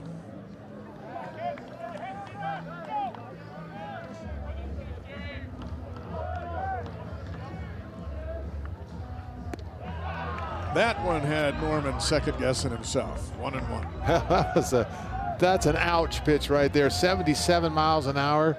That's no fair when you can throw it 95 and throw one of those. You can see the swing that Norman had. This one out to Painter, who catches it on the fly, and there's one down.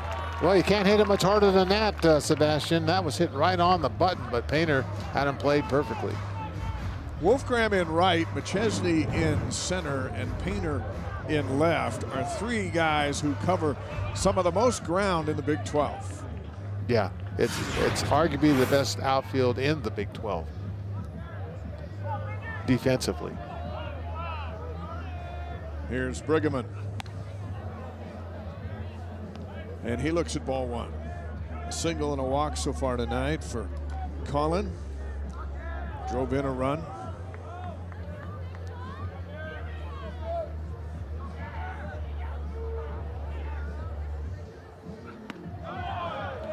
That one just misses, ball 2. Well, Colin's dad, Dean, pitched for 7 years in the Colorado Rockies organization. His favorite athlete's Tom Brady, and his favorite team's the St. Louis Cardinals. Uh-oh. Strike 1. There's also a very good player in high school in basketball. 2-time all-conference, 6'6". Outside 3-1.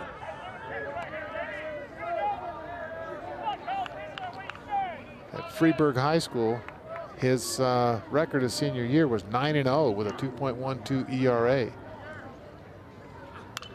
Fouls it back 3-2. I don't know why you had to bring up that he was a Cardinals fan. You know how I feel about it. Being a Cubs fan, as Dave is. I don't want that to affect my relationship with Brigham starting this series.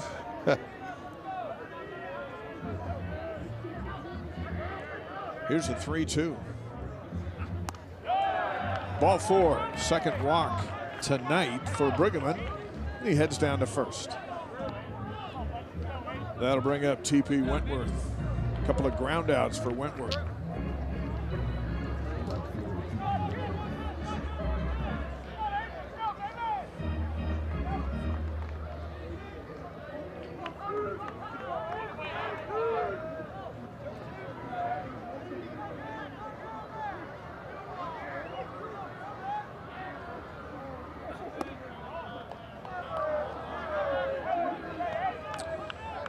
Sumner fell behind Brigham, and he falls behind Wentworth.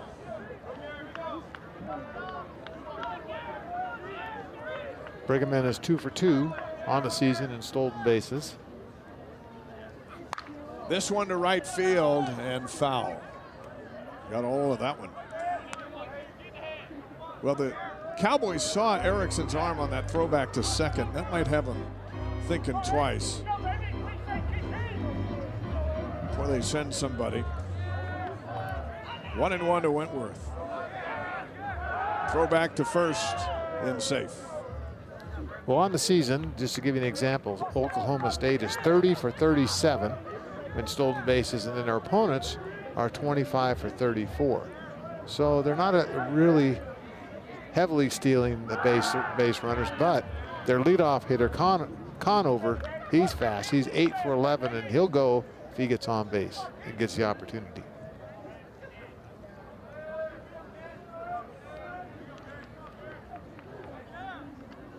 One pitch.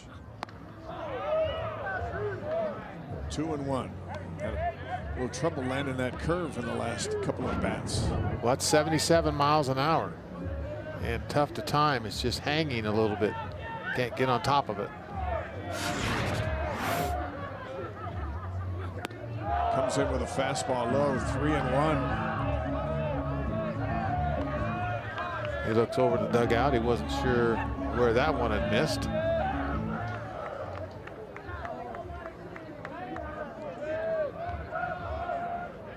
That's Brigham in at first. And the count goes full. That was a hitter's count, 3-1. Expecting fastball, got the fastball, 93 miles an hour, and he was a little bit late on it. Yeah, what pitch are you coming with here? Yeah, I don't think you want to walk another hitter, so I'm thinking you keep that fastball. You can go at 93, 94. Into the screen. That was 82, so took a little off. Yeah, Wentworth keeps fouling him off.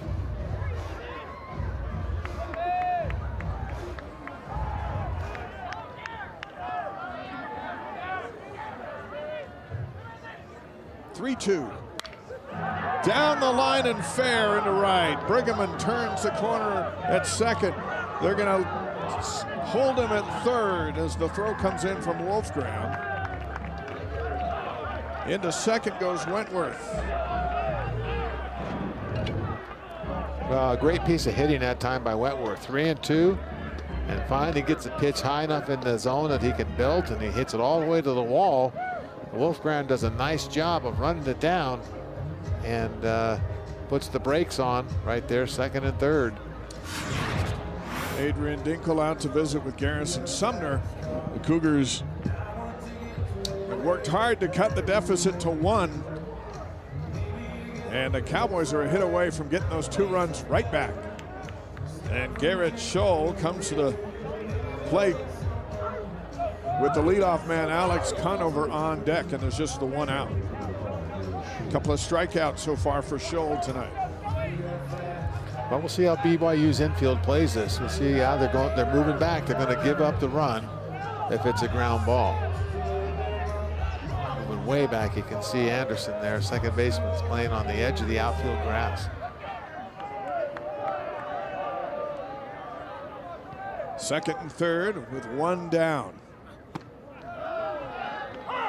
And Sumner lands the first pitch in there for a strike. Yeah, that was a good sharp breaking curveball. Got that one over just on the outside part of the plate, 82 miles an hour.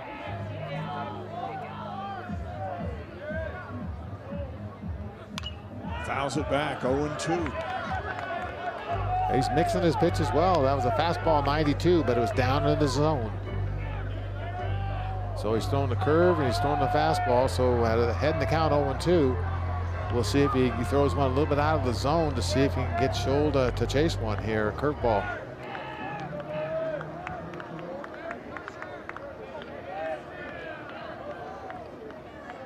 Oh, 0-2. Fouled and out of play. Jones runs over and watches it sail. And we'll do it again. That was a fastball.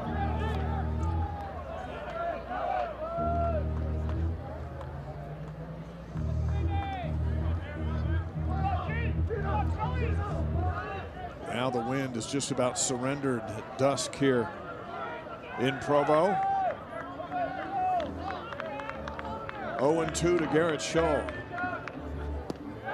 Ball 1.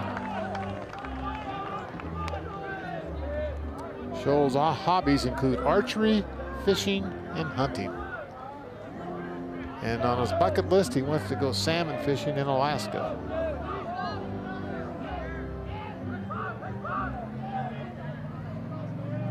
Here's a 1-2. This one into left field. Painter makes the catch. Runner tags as Brighamman, and he will slide in safely.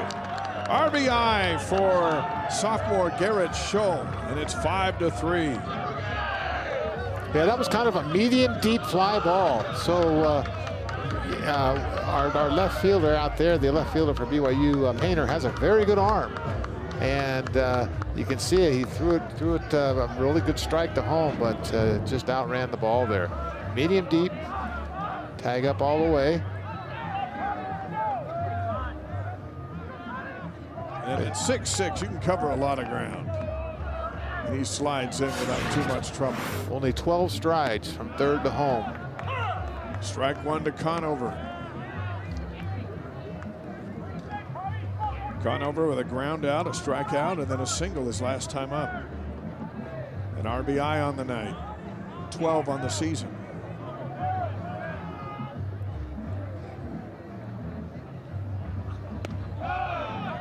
Beautiful pitch.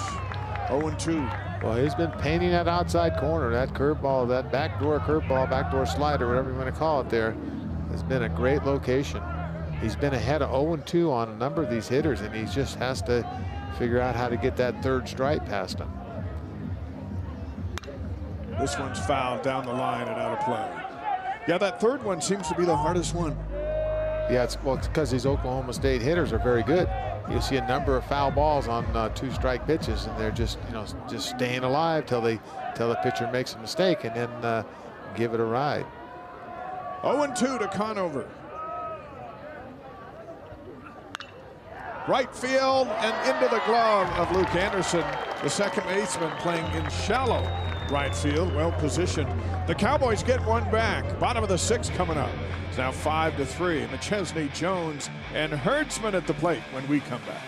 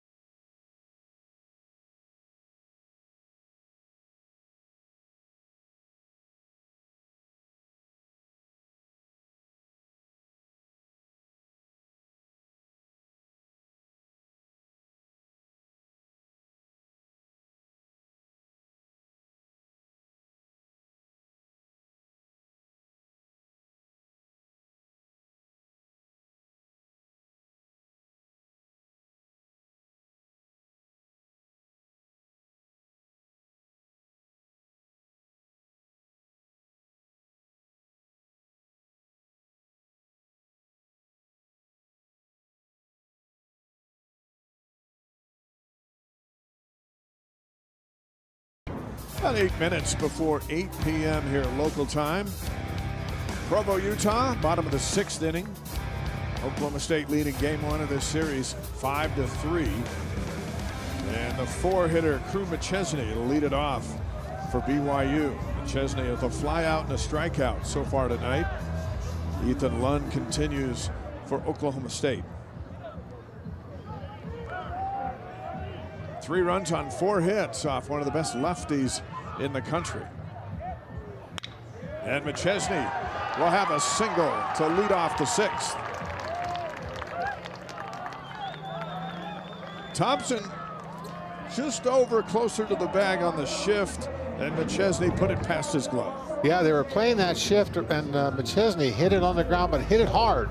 So you can see that Thompson made a good dive, but he was playing too far towards the middle of the diamond to make that play. Easton Jones steps in, a strikeout and a ground out so far tonight. Home run power, loves going to left. That one's outside. Campbell Smithwick trying to paint that corner. At the catcher spot, 2 good catchers on display here tonight. 1-0 to Jones.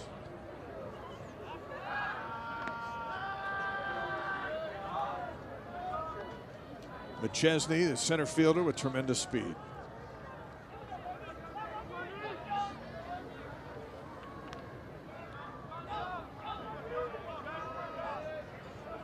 Want to know to Jones. Inside, ball 2. Well, started Jones out with a fastball, 95 miles an hour in the outside corner. That was his curveball, 84. Broke a little bit too much inside, so he's working all parts of that plate.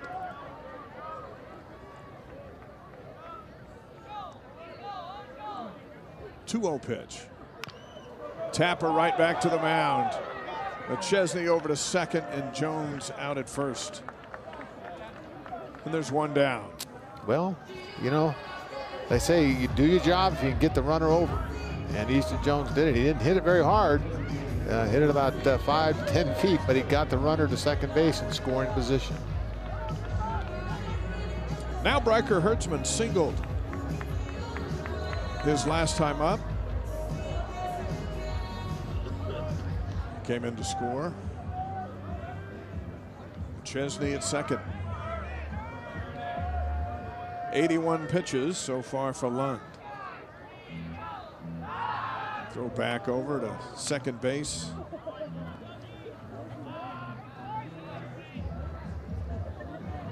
It's Hertzman and Painter, and then Erickson if the Cougars can get that far. One down here in the sixth.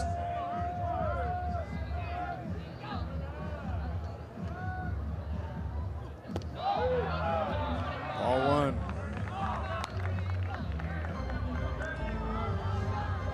Very good block by Smithwick on that low curveball.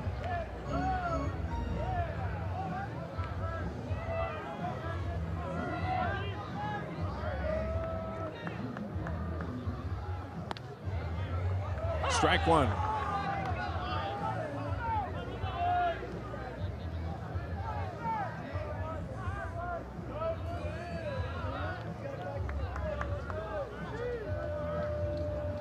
Eight runs batted in on the year for Hertzman. Strike two.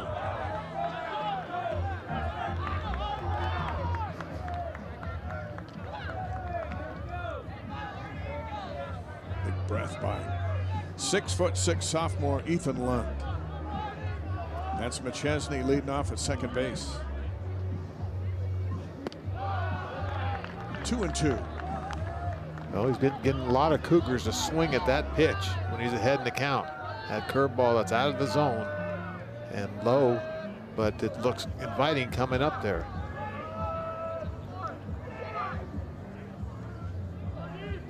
Two pitch. Into left field goes Hertzman. McChesney turns the corner. He's heading home. Here's the throw. It'll be cut off and then deflected, and Hertzman gets into second base. And it's 5-4. Well, it's 2 hits in a row for Hertzman there, and that ball was really hit hard. So the question was, is it too hard, hit hard to Conover to have a play at the plate? And they did, but McChesney's got tremendous speed. So watch how quickly this ball gets out to left field. McChesney's just halfway to almost just barely touching third, and the throw is just a little bit up the line, and then it gets away from the catcher. And as it does that, then Hertzman advances to second base. Keone Painter, a strikeout and a flyout tonight. Hertzman now leading off at second base. Each team with 6 hits. Painter misses on the bunt for strike one. Well, Painter's a very good bunter. He's tried a couple times tonight, and he's just missed it because of where the pitch location has been by Ethan Lund. He can drag it down to the first base line. Miola's got a runner to contend with over at third. Check swing, strike two. So now the bunt is out. And Painter down in the count 0-2. There's that curveball again. Beautiful pitch down in the dirt.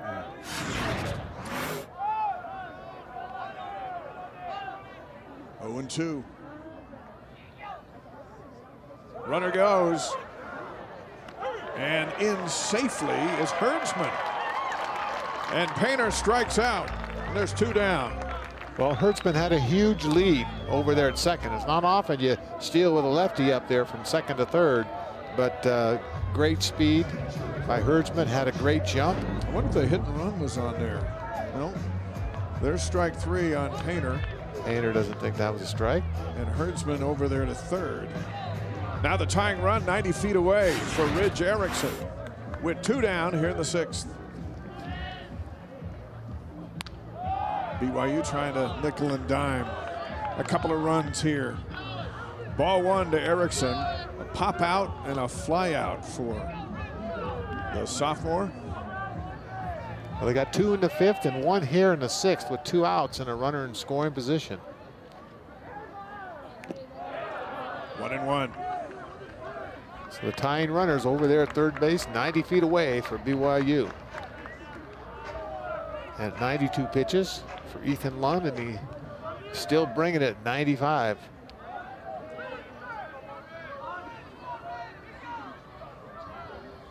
One pitch. Erickson lays down a bunt and steps on the ball. He's out. And he's out, and that's how the inning will end. If that's not bad luck, I don't know what is. You lay down a bunt and then you step on the ball. And the Cougars leave the tying run at third base. We go to the 7th inning, 5-4. Trying to catch him by surprise, and nobody more surprised than Ridge Erickson. Cowboys by 1, 7th inning coming up.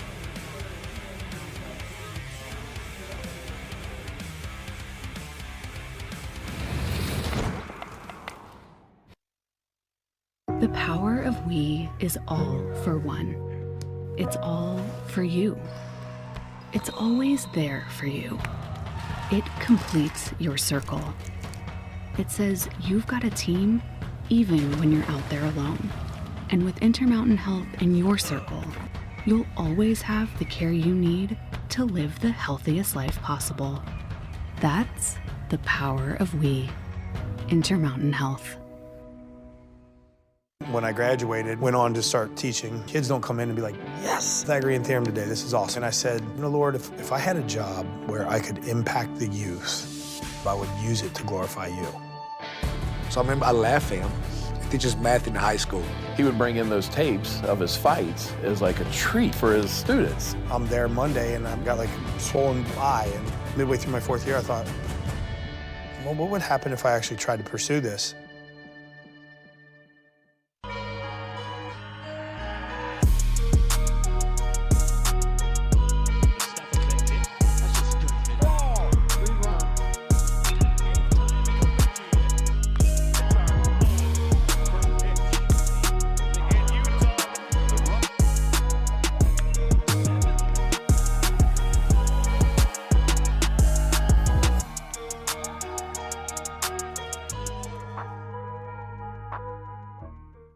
Game 2 of our series tomorrow night, 8 o'clock Eastern time. It'll be Mario Pesca for the Cowboys, Waylon Crane for BYU. And Saturday, the series finale, 3 o'clock Eastern, Hudson Barrett and Kaysen Bell. Barrett for Oklahoma State, Bell for BYU.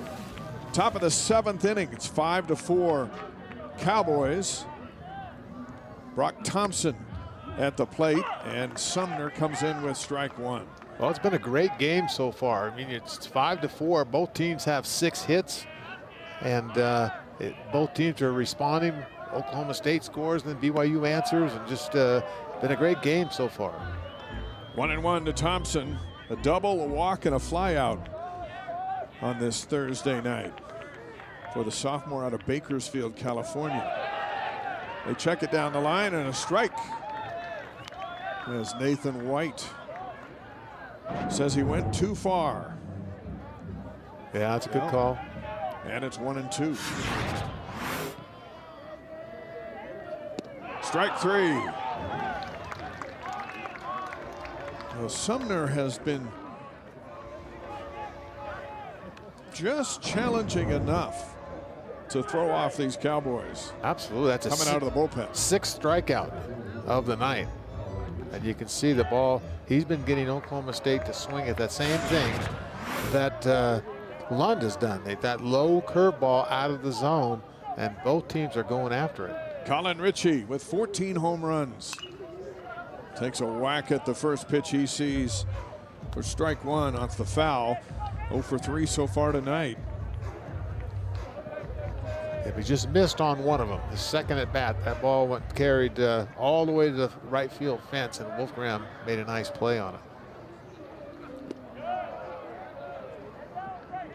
That one's low, 1-1.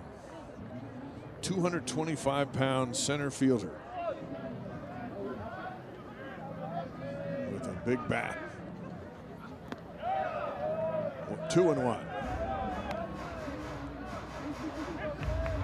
Well, this is an all-around great athlete here. He was a standout in football. He was a standout in basketball. He was drafted by the Baltimore Orioles in the 19th round of the 2023 Major League Baseball draft and decided to come back. So just a three-sport star in high school and just an all-around great player. 3-1. And the count goes full. Ball gets away from Erickson. It's sitting down the line. The bat boy will come gather it up. Well, that was a curveball that time by Garrison Sumner. Richie was kind of sitting ahead in the count 3-1, expecting fastball, and he got a beautiful curveball, went out of the zone to try to get it. 3-2. Pops him up. Shallow left field. Anderson coming over and makes the catch in front of Painter. Luke Anderson, was that Ryder Robinson? Looked like Robinson got back, covered a ton of ground, and made the catch as they were in the shift. And there's 2 down.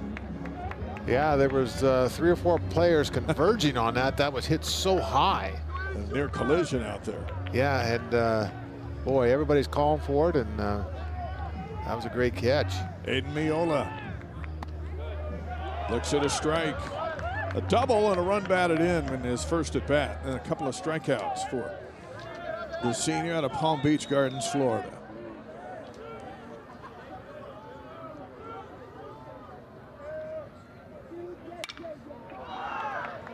Anderson moves over, and 1, 2, 3 go the Cowboys.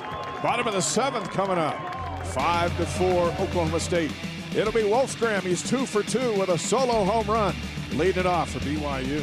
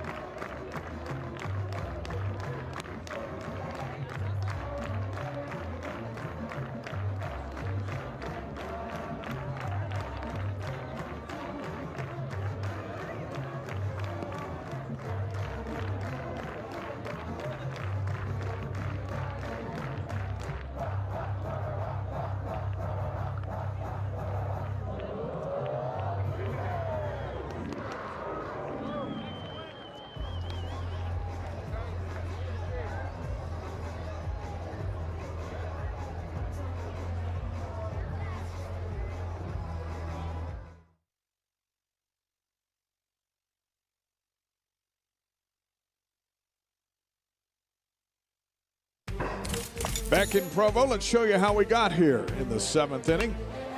It was Oklahoma State striking for 3 runs, all with 2 outs in the top of the 1st inning. And the Cowboys jump up 3-zip.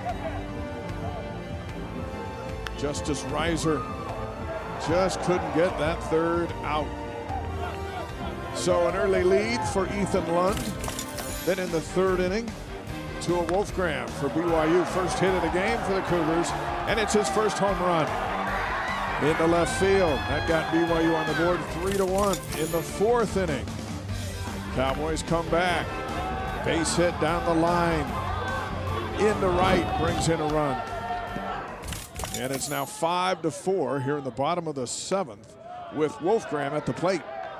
And Wolfgram is 2 for 2 with a pair of runs batted in. And you saw that home run earlier that got BYU on the board. That was over a 400-foot shot out there in left field.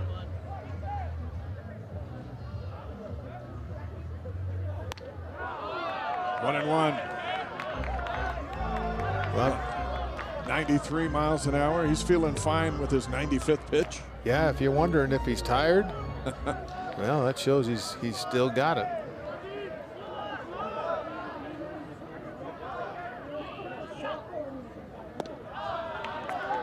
Two and one. Top of the order, Luke Anderson on deck for BYU.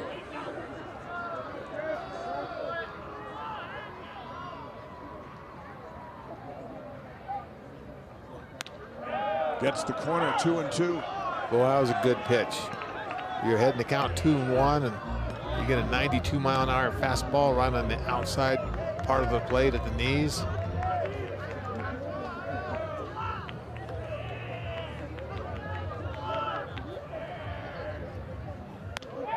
Strike three. And there's one down. And the first time Wolfgram is retired tonight.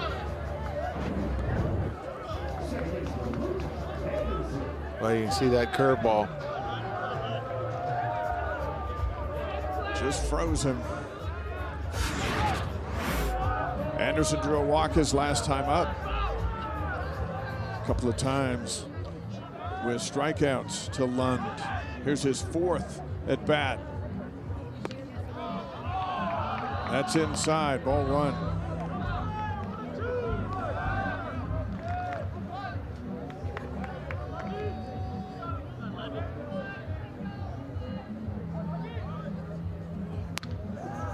One and one. Good mix of pitches. Fastball, curve, slider, and a change.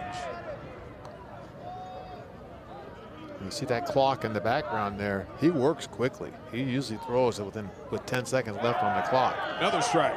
1-2.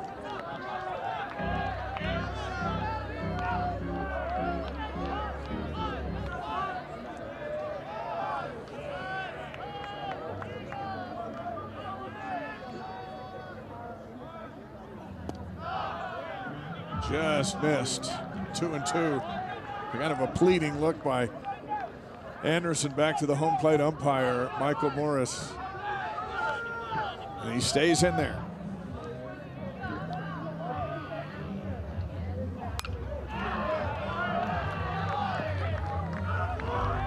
Still bringing it, 94. Anderson asked, was that a strike? Morris said, yeah, that was a strike.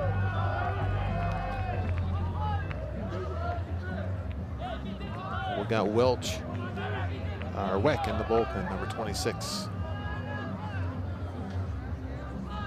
2-2. Strike three, two down. Back-to-back strikeouts for Lund. And that'll bring up McNaughton for BYU.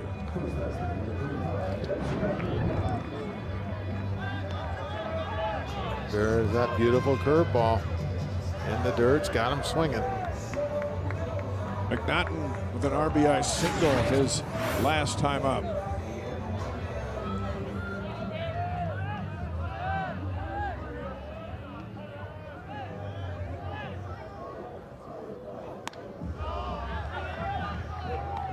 Ball one at 93.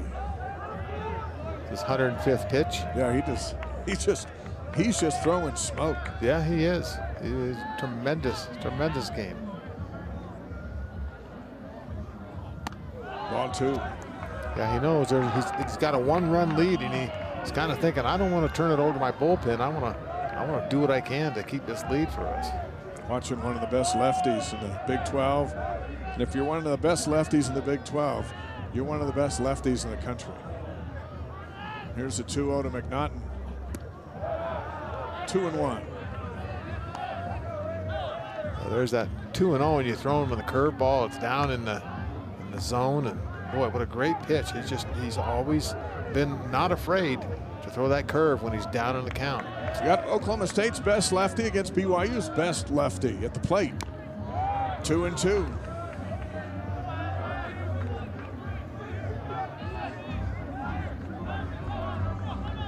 That's pretty impressive. 108 pitches, and you're still bringing it at 95. Yeah. BYU has made him work tonight. He's had the lead the whole game. but not by much. Just a one-run edge here in the 7th. 2-2 pitch. Strike 3. Strikes out the side. Excellent inning for Lund. 8th inning's coming up. And it's 5-4 Oklahoma State. Both teams 2-4 in the Big 12. Trying to grab the series opener here in Provo tonight. It'll be Smithwick, Norman, and Brigham for the Cowboys coming up.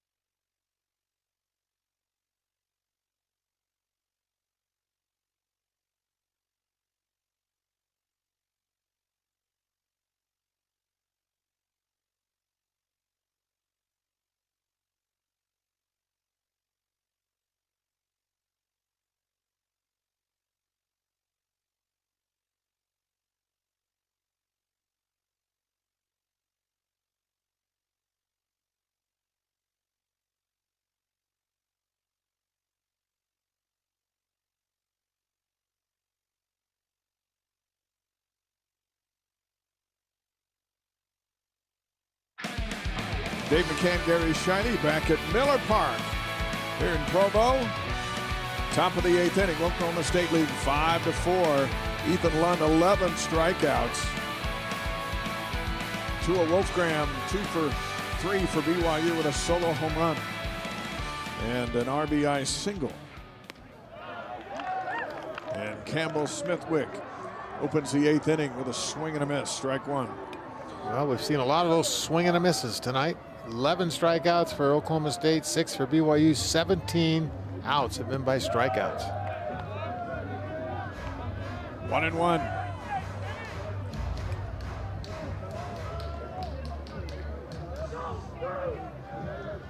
Each team with 6 hits. Fouled, out of play. 1-2.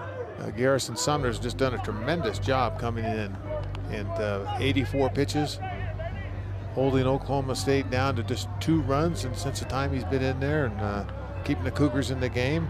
He's thrown 84 also, so with his getting up in the pitch count, but he's still, that last pitch was at 91. Here's the 1-2. Strike 3. And there's one down here in the 8th, that at 92 miles an hour. It's nice and cool now, good pitcher's weather. The wind has turned off, and both guys are throwing heat. Yeah, and there it is, that high fastball that's chest high. It's hard to catch up at 92. Sebastian Norman singled his first time up, and then a strikeout and a fly out, and he's down on the count.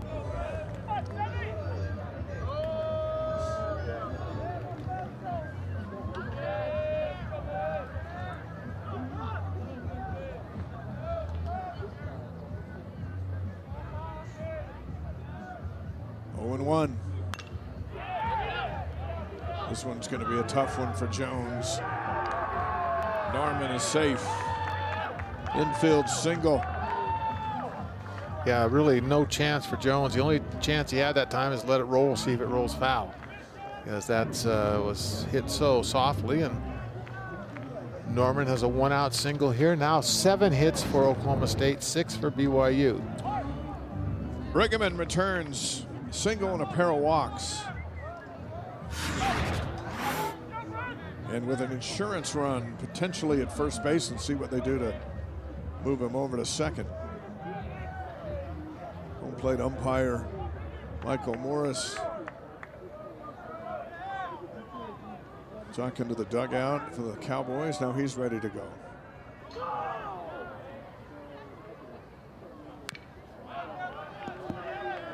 Oh and 1.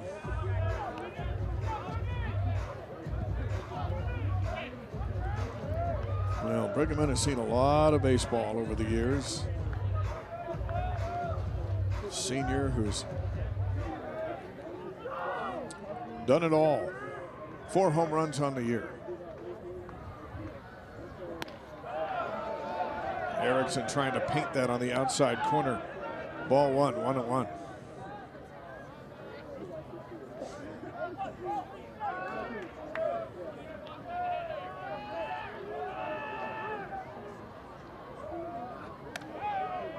Two and 1.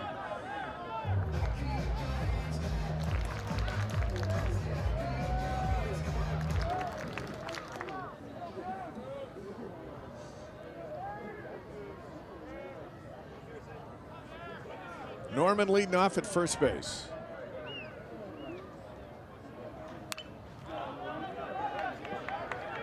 That counts even, 2 and 2. You know, Sumner's just had some good movement on that fastball. When these players are ahead in the count from Oklahoma State and they're expecting fastball, a lot of times they're fouling it off. So just good movement on that fastball.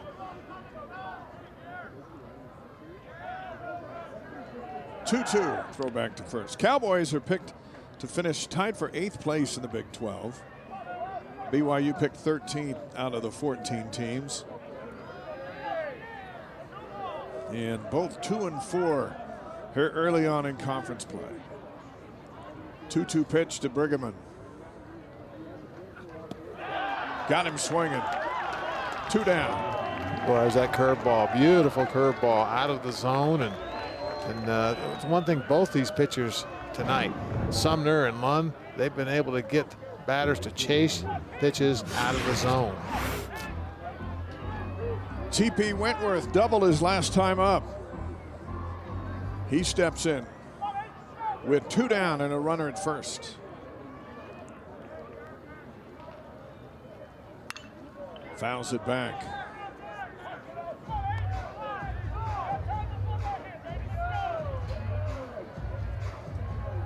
Josh Holliday recruiting Wentworth out of high school. He chose Clemson, spent a year there last year, and then with the freedom of moving around in the transfer portal, he chose Oklahoma State. And here he is, 1 and 1. Well, he's also a left-handed pitcher, so at 6'5", he could play offense, he can pitch, and he can hit. BYU dugout chirping at the home plate umpire, and he's not happy about it. 1 and 1. Strike 2. 1 and 2 the count to Wentworth. There really hasn't been much complaining tonight, though, Dave. Morris has pretty much called a great game.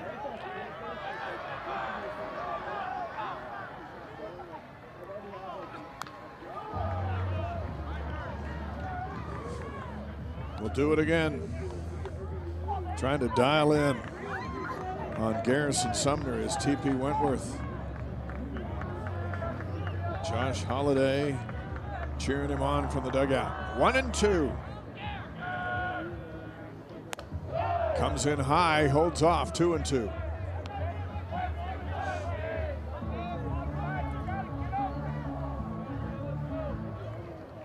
Look at that pitch count there. 97. Out of the bullpen.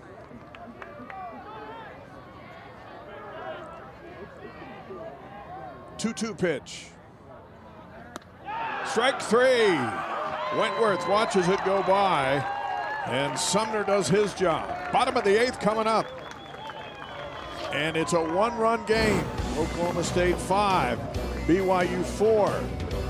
It'll be Robinson, McChesney, and Jones for BYU.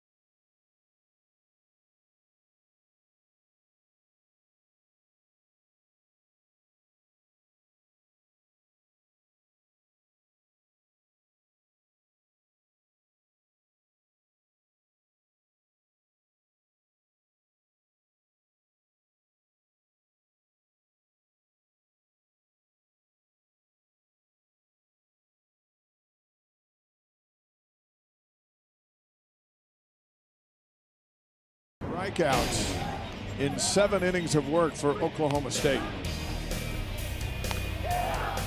That fastball up near 96, curve slider change. And BYU took a lot of work just to fight their way back into this game. So his day is done. And this is Noah Weck, the 6'1" sophomore out of Manitowich, Wisconsin. His 11th appearance on the season. He has 4 saves, 26 strikeouts to just 7 walks. He's allowed just 1 home run. And he has a 1-run lead to protect. And it'll be Ryder Robinson and Crew McChesney and Easton Jones for BYU. Well, 3 power hitters for BYU, 1 swing of the bat. Could tie it up here. Robinson, a walk and a couple of strikeouts. Weck comes in, strike 1. That's at 94. The formula for success for these Cowboys coming in, as Josh Holliday pointed out today, is the starter goes deep and then he turns it over to Stormy Rhodes, Noah Weck, or Kai Fike. And tonight it is Weck getting the call, and Robinson leads off the 8th inning with a single to left field. Well, Robinson is happy to see that Lund is out of the game, because Lund sure really had him handcuffed there. Weck, not a bad pitch, but nice piece of hitting there by Robinson, going away from the outside pitch and lining it on to left field for a leadoff single. Crew McChesney singled his last time up. He's at the plate, tying runs at first base here in the 8th. Miola moving in, thinking bunt at 3rd. Ball 1 outside. McChesney with power to hit it in all areas of the ballpark. A couple of triples, leads the team with 9 doubles, and he has 6 home runs. 1-0. Robinson back over to first. You can see him bluffing over there, trying to get Weck's attention. There's a couple little fake bluffs, like he's going to second, and Weck threw it over there. McChesney, though, I don't think you're going to look at a bunt here. Each team with 7 hits. Another throwback, and Robinson maybe just a foot off the bag, but he is on the mind of Noah Weck.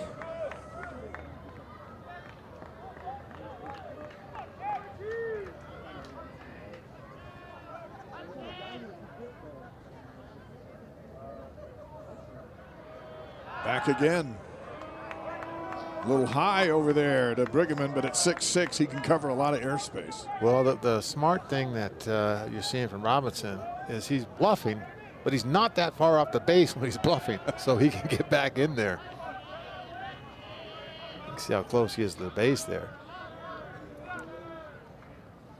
Outside ball, too. It's like you're in a card game and you're bluffing, but you have no cards. That's right. It's like, this isn't going to happen. No, you're not. Bluff it anyway. You're not fooling anybody. 2-0 now. McChesney can be patient, facing Noah Weck.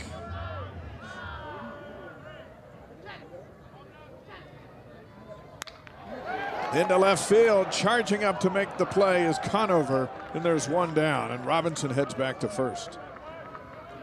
Well, Conover was playing shallow. Most people don't play that shallow for McChesney, but Conover had him played perfectly, and that ball, in a lot of cases, would drop, but made a nice play out there. Easton Jones, 0 for 3 so far tonight. On Tuesday, he went 2 for 4 with a couple of runs batted in. He, too, is happy that Lund is out. Weck comes in, ball 1. They check it down the line. The Cowboys thought for sure Jones had gone too far on the swing. Be the judge. A lot of chirping over there. Pretty close. I think he did. 1-0 to Jones.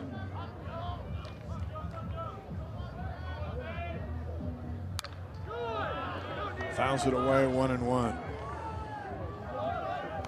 Herdsman on deck.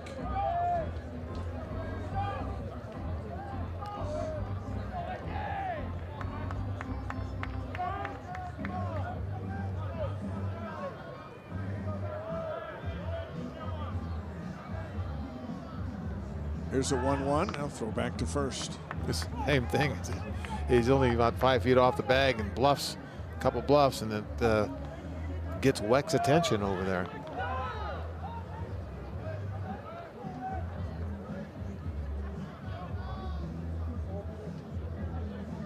Now the 1-1. Another foul ball. 1-2. Well, Weck's got to be careful here. He's got to keep the ball down to Jones. Jones has tremendous power. Just need to keep it down.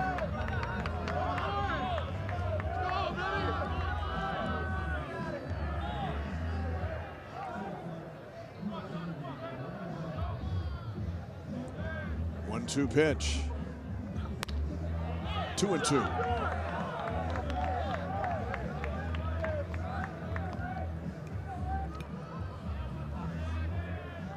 High drama here in the series opener, the 8th inning.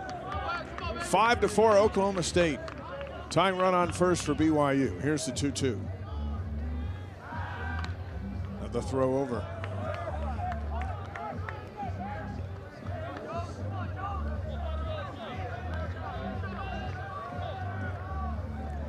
Chesney with a line out to left field, the only out in the inning.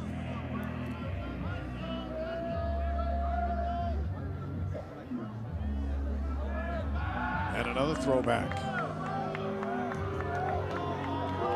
The crowd starting to groan.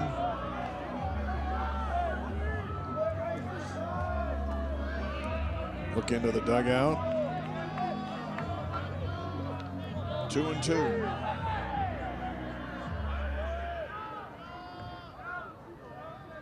And again. Well, it's a good battle. He's like, hey, I can do this all night. Yeah. Weck says, I'm having fun.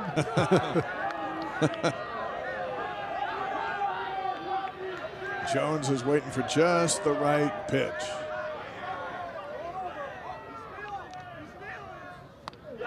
And Weck delivers a beauty, strike 3. Yeah, that was a beautiful curveball there. Boy, had Jones off balance, outside part of the plate, big break. What a pitch. 2 down. And Bryker Hertzman with a back-to-back singles. His last 2 at-bats, steps up. Robinson still camped out over at first base. Leadoff single, now McChesney fly out, and Jones a strikeout. Hertzman looks at strike 1. That one at 91 miles an hour.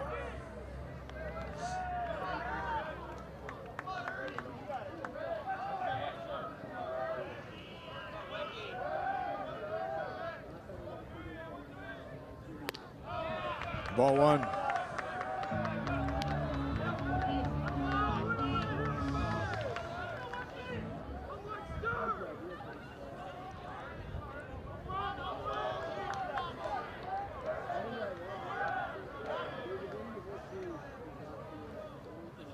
Ball 2. That one in at 93.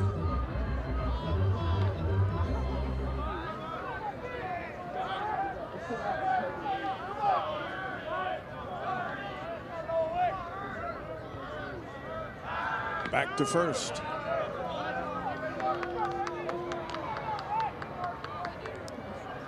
Well, I haven't counted the number of throws back to first, but do you think it's double digits?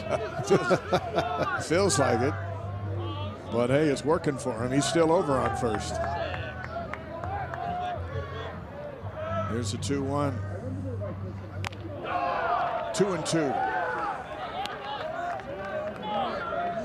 Boy, just threw that one right by him. That's 91 mile an hour fastball.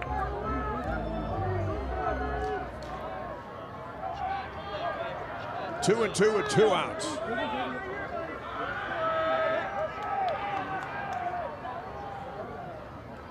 Strike 3. And Weck, with a lot of emotion, gives off the leadoff single and comes back and retires the next 3. And the 9th inning's coming up. It's 5-4 Oklahoma State. Talking back to the crowd and having a good time. is Noah Weck, and he keeps the Cowboys in the lead. It'll be Shull, Conover, and Thompson when we come back.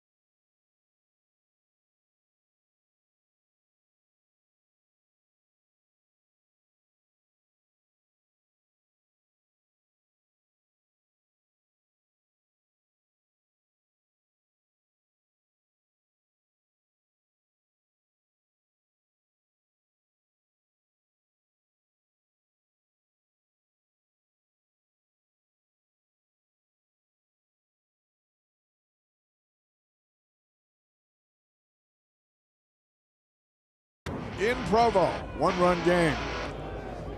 Back out for some more work is Garrison Sumner. Garrett Shull will lead it off for the Cowboys. Oklahoma State 5 runs on 7 hits. BYU 4 runs on 7 hits.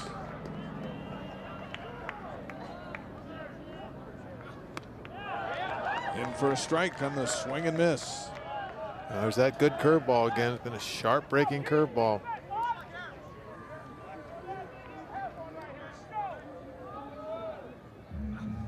Strike 2. Well, that's pitch number 100. Beautiful curve again. As good as Sumner has looked all season. And Shull steps back to talk with his head coach. He's telling him you don't want to swing at that curveball that's not in the strike zone.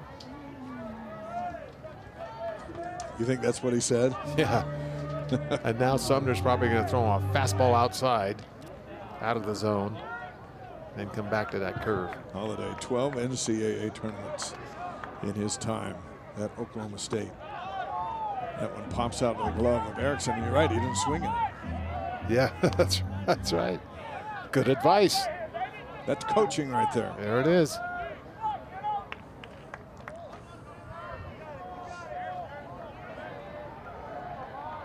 Shull with a sacrifice fly RBI, but his 3rd strikeout of the night. There's one down. Alex Conover back at the plate for the 5th time. Beautiful pitch, beautiful curveball. You got to swing, just in a perfect spot.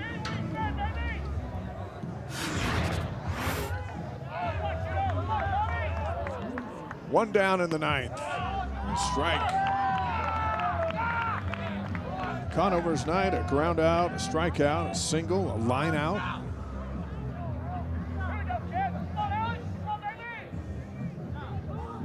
Oh and 1.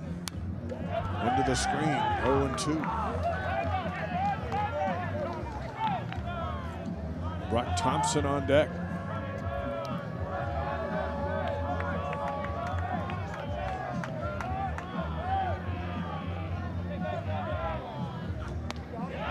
Just misses the corner. 1 and 2.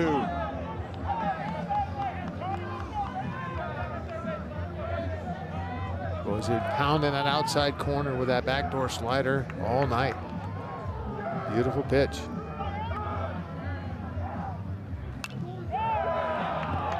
Fights him off. Stays 1 and 2. Well, that was a 92-mile-an-hour fastball, and you saw the sign from the catcher, Erickson. He was trying to throw it up around his chest, and he got too much of the plate that time. the bullpen for BYU. Nate Gray. Here's the 1-2. This one's up the middle into center field. A one-out single for Conover. Here in the ninth. Good piece of hitting. Extends his streak of reaching base safely, now 23 games. And the Cowboys are thinking insurance here. There's a lot of speed with Conover, and Thompson comes up with one out. Colin Ritchie on deck. First pitch, and Robinson calls everybody off. Backs up and makes the catch, 2 down.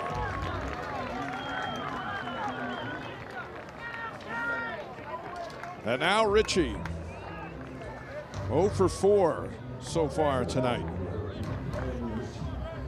Well, you got to ask yourself, how much more does Garrison Sumner have in him at 108 pitches to go after the best hitter here for Oklahoma State here in the 9th inning?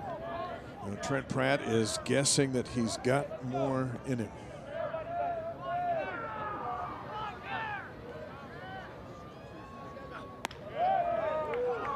Comes in at 82 for ball 1. That was the curveball. He's got away from him a little bit.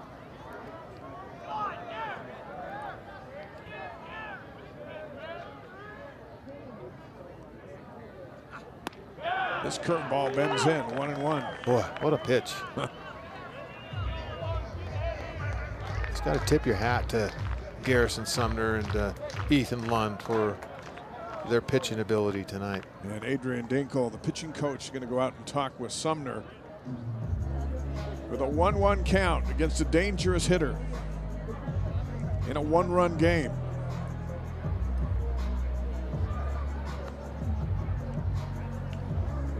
Imagine its tendencies and scouting report, reminders.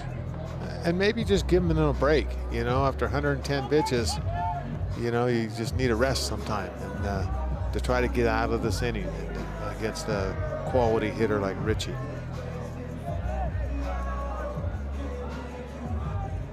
One and one. Ritchie steps into the box. Conover leading off at first.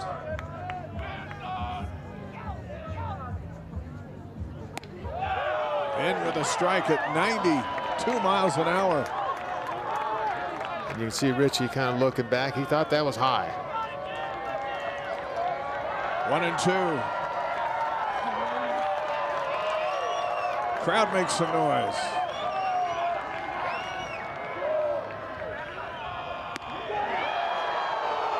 Two and two. That was the same spot as the previous pitch, and that's why the fans are up in arms here. But hey, the drama continues. It's a good battle.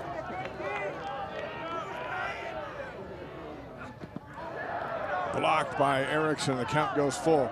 So Conover will get a takeoff.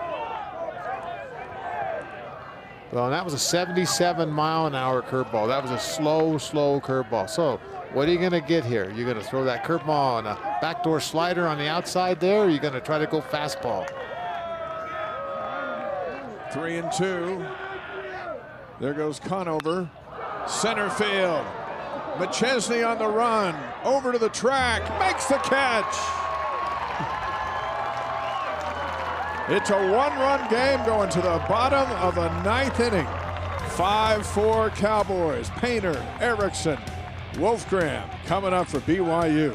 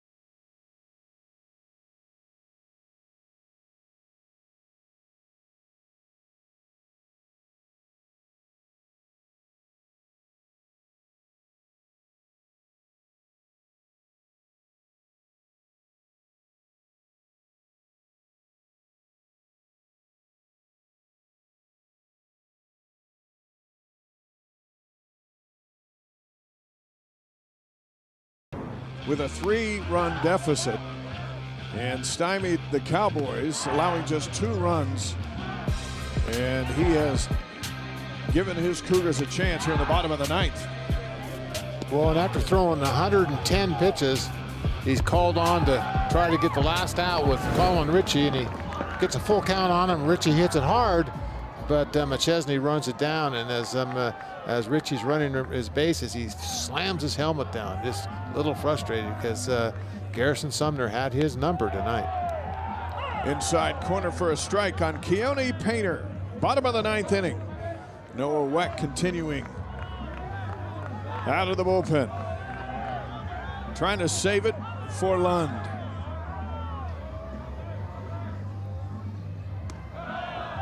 Ball 1. 0 for 3 so far tonight is Keone Painter. Made some nice plays out in left field. Well, from a BYU standpoint, you want to get your leadoff hitter on here. Bottom of the 9th inning. Very critical. Blows it past him at 93 miles an hour. 1-2. Yeah, Painter was really late on that, so quite a pitch there by Weck. Weck with 4 saves to lead the Cowboys. This one up the middle. Good position is Thompson over to first, 1 down. Perfectly placed is Brock Thompson. Yeah, that ball was destined to go up the middle, but Thompson was kind of favoring that second base side there. Got to it easily and has a strong arm and got out the speedy Painter running quickly down the line. Pinch hitter for BYU's Matt Hansen. 1 out.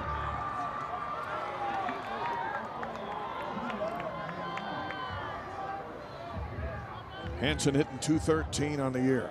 Sophomore from Colorado Springs. Ball 1. On deck is Tua Wolfgram.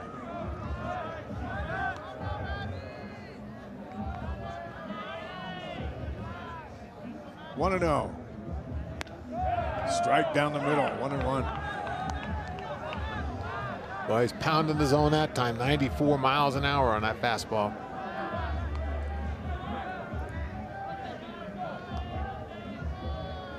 Cowboys, a NCAA tournament team from a year ago, and the Cougars facing their top guns. Slow roller to first. 2 down. Lund and Weck. And now Wolfgram. Last chance for BYU. Wolfgram with a solo home run, an RBI single, and struck out on a curveball his last time up. 2 for 3 on the evening, and got the top of the order coming up for BYU after this, if Wolfgram can get on. Weck looks in and deals. Strike on the corner. 0-1. That at 92.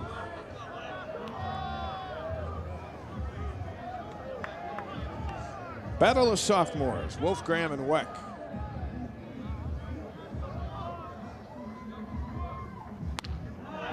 Little high, 1-1. 8 Eastern time, first pitch tomorrow here on ESPN. Game 2 of the series.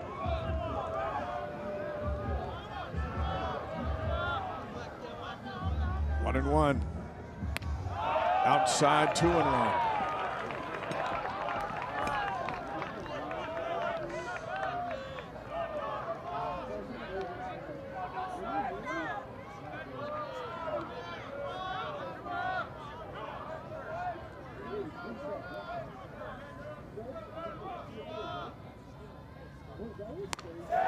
Two and 2. Well, that was power against power right there. 94 mile an hour fastball, and Wolfgram had a good cut at it. Good matchup here.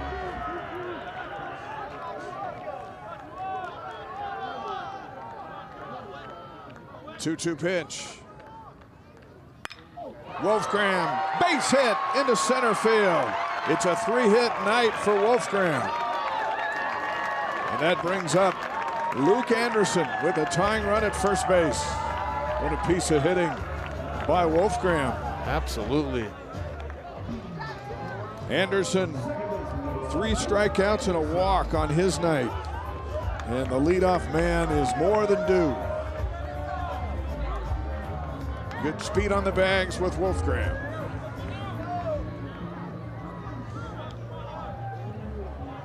Now Weck from the stretch.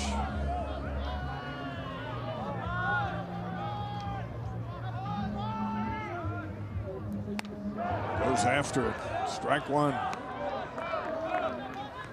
Anderson's got good power. And Weck can really bring it there. That was a 91-mile fastball, just blew it right by Anderson. A lot of big hits in Anderson's career, a senior out of Santa Clara, Utah. Here he is again. Throw back to first. That's one thing Weck likes to do. He likes to keep those runners close.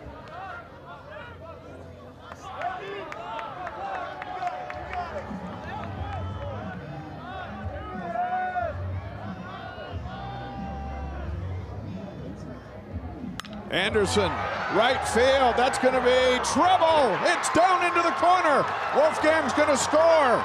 Anderson's heading to third base.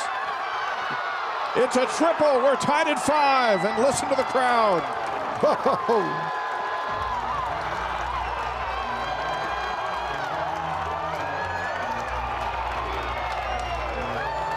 Well, talk about a clutch hit right there. Luke Anderson, the senior, goes to right field. That was a good fastball. And you can see the right fielder, Wentworth, made a great effort there, but he can't come up with it, and then he falls down. And it rolls all the way to the fence. Wolfgram scores from first base. Now McNaughton comes to the plate. The winning run is at third. 5-5. And a timeout. And Blake Hawksworth is going to go talk to his pitcher. Anderson, a clutch hit down into the corner in right field. And motors to third for his second triple on the year. Well, Weck had 2 strikes on Wolfgram, and Wolfgram got a key hit up the middle.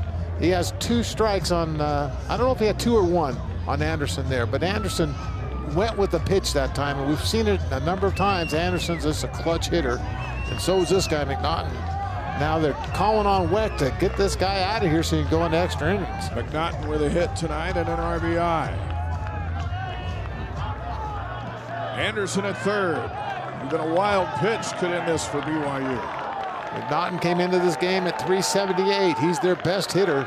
Game tied up at 5. First tie since we started the night. And it's ball 1. Now Weck has got to regroup on the hill.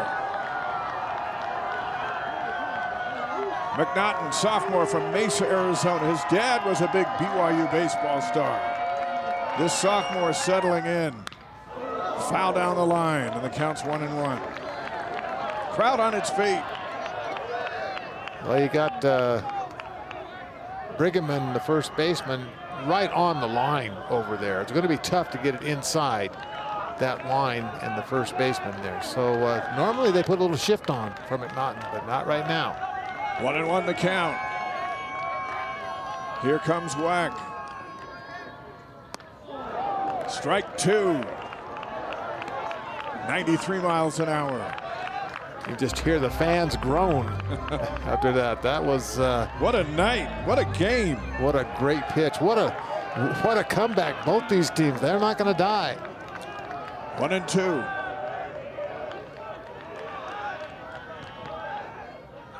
Strike 3.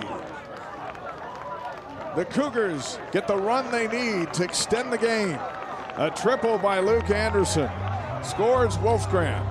At the end of 9, it's 5-5. Miola will lead off the 10th coming up.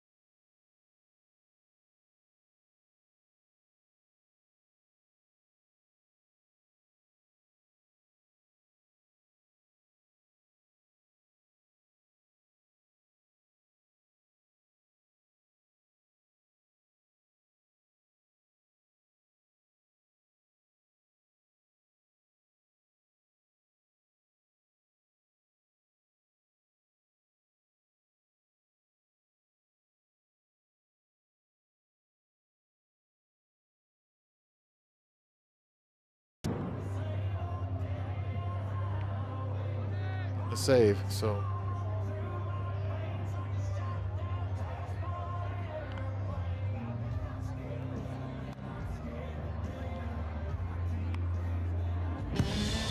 Nate Gray is the new pitcher for BYU, 6'6" junior out of Queen Creek, Arizona. 2-5. He's got 4 starts under his belt. His fastball hit 96. Curve and cutter. His best pitch is a slider. And he is the 3rd arm out of the bullpen. Justice Reiser started the game, and then Garrison Sumner came in and was fantastic. And now the 3rd pitcher tonight is Nate Gray for BYU. Tied up in the top of the 10th inning. And BYU rallies for a run with 2 outs and nobody on. yeah, there you look at Ethan Lund in the bullpen. I mean, in the dugout there, he's a little frustrated because he pitched a whale of a game. He was 1 strike away from winning this game, and Weck was 1 strike away from getting the save. But then Wolfgram gets a base hit, and then Anderson comes through with a triple to tie the score. Some high drama here in Provo tonight. And now Aiden Miola will lead it off. A double way back in the 1st inning when the Cowboys built a 3-0 lead. And 0 for 3 since.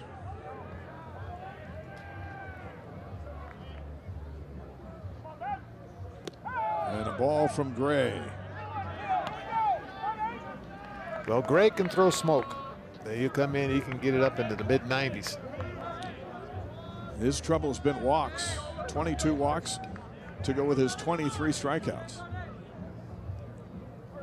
And he gets a strike on the corner. And there it is, 94 right there, fastball. Gray started the season as the Saturday starter, but the Cougars have been moving their pitchers around, just trying to find the right rotation. There's strike 2 as Miola fooled on the curve. Well, that was a 79-mile-an-hour curveball. Big break, but way outside. And like you say, Miola was fooled on that one.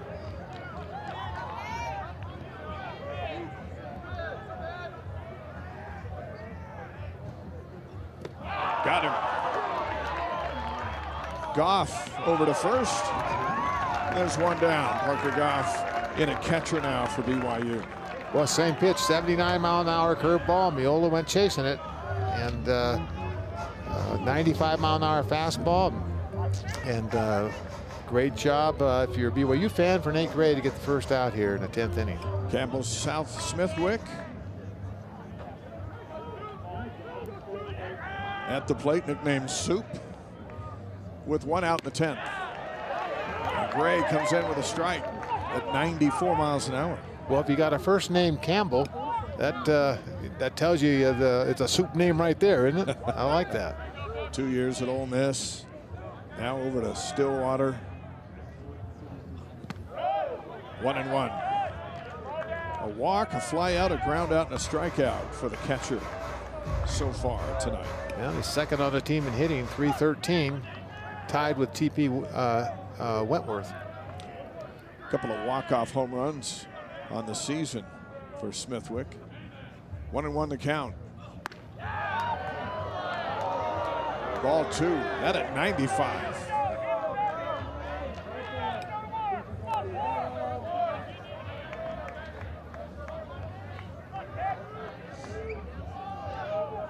Two and 1.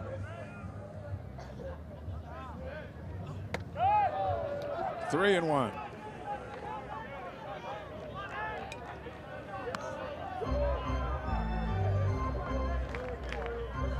Look down in the bullpens of both sides, and nobody's warming up for either team yet.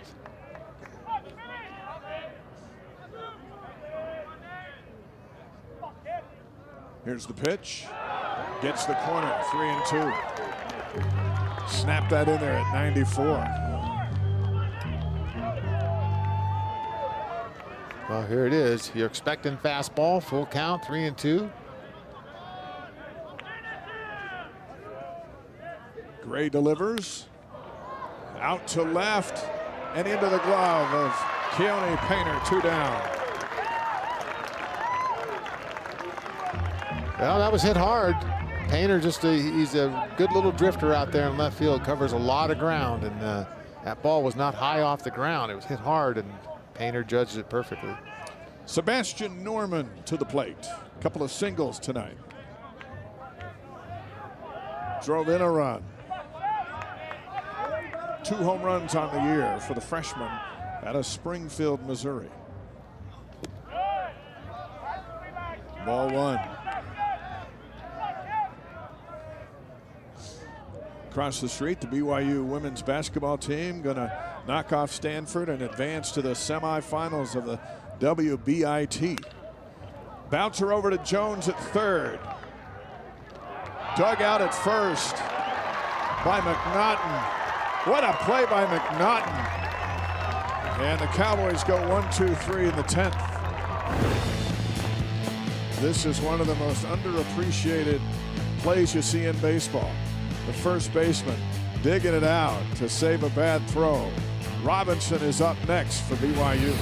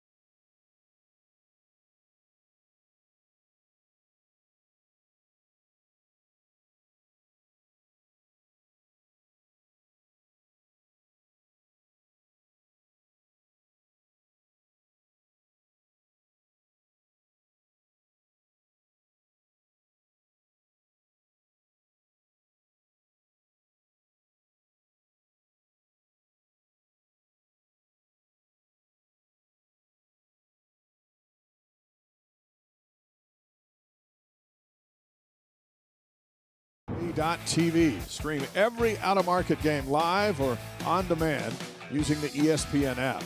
Blackout and other restrictions apply. For more information, go to espn.com/MLB-TV. Seeing a lot of hats in the ballpark tonight. All the Cub hats must be at home. We're in the bottom of the 10th inning. It's tied at 5. And Ryder Robinson to face Noah Weck. It'll be Robinson, McChesney, and Jones. The power alley for BYU. Yeah, I haven't seen a Cub hat or a Giant hat out here. What's the deal? They're laying low. Yeah, they're hiding out.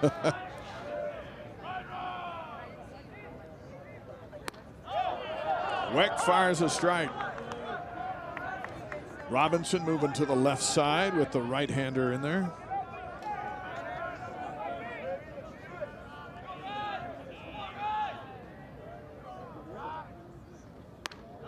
That one's high and away, 1-1.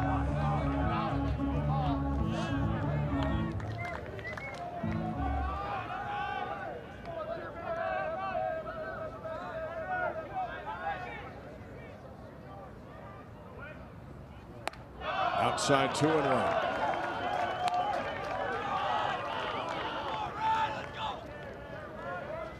Oklahoma State got swept by UCF and then took 2 of 3 from Baylor. BYU took 2 of 3 from Cincinnati and got swept by West Virginia. 3-1.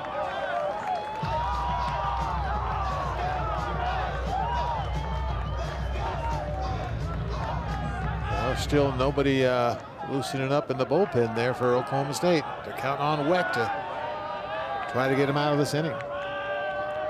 3-1 pitch. Count goes full. Robinson tried to end the game right there. Boy, the breeze that was blowing back in the first inning has gone to bed. There's no wind at all for the hitters. 92-mile-an-hour fastball just blew it right by Robinson that time. 3-2 pitch. Robinson into the glove of Scholl at second base. 1 away.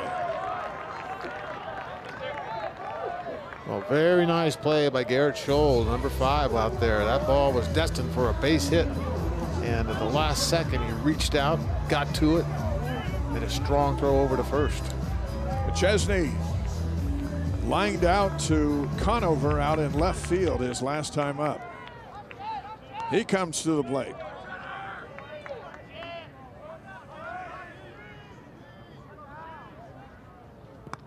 Inside.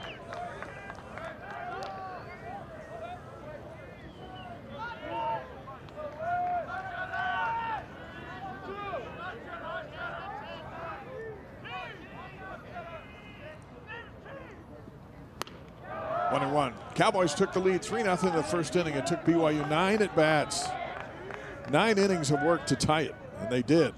In the bottom of the ninth, 5-5. 2 outs. Now they're trying to win it here in the 10th. 1-1 pitch. Foul tip into the glove, 1-2. Well, Weck's just throwing smoke. 92 miles an hour is keeping it away from the power of McChesney. He's keeping it outside.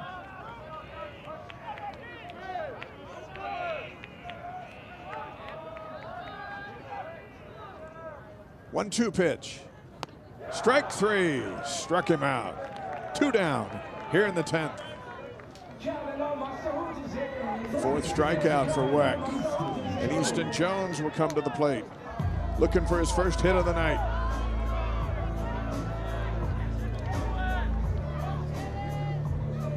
He can end it with one swing of the bat. And Weck can extend it by retiring him.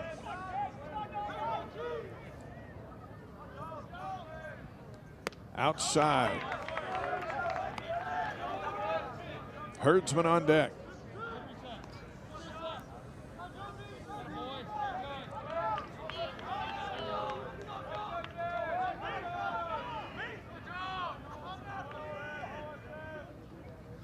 Jones to left field. He got a lot of it. Did he get enough of it?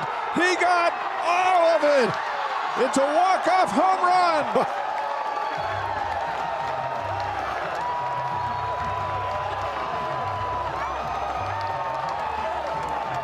Well, that says it all right there. You see the lights blinking.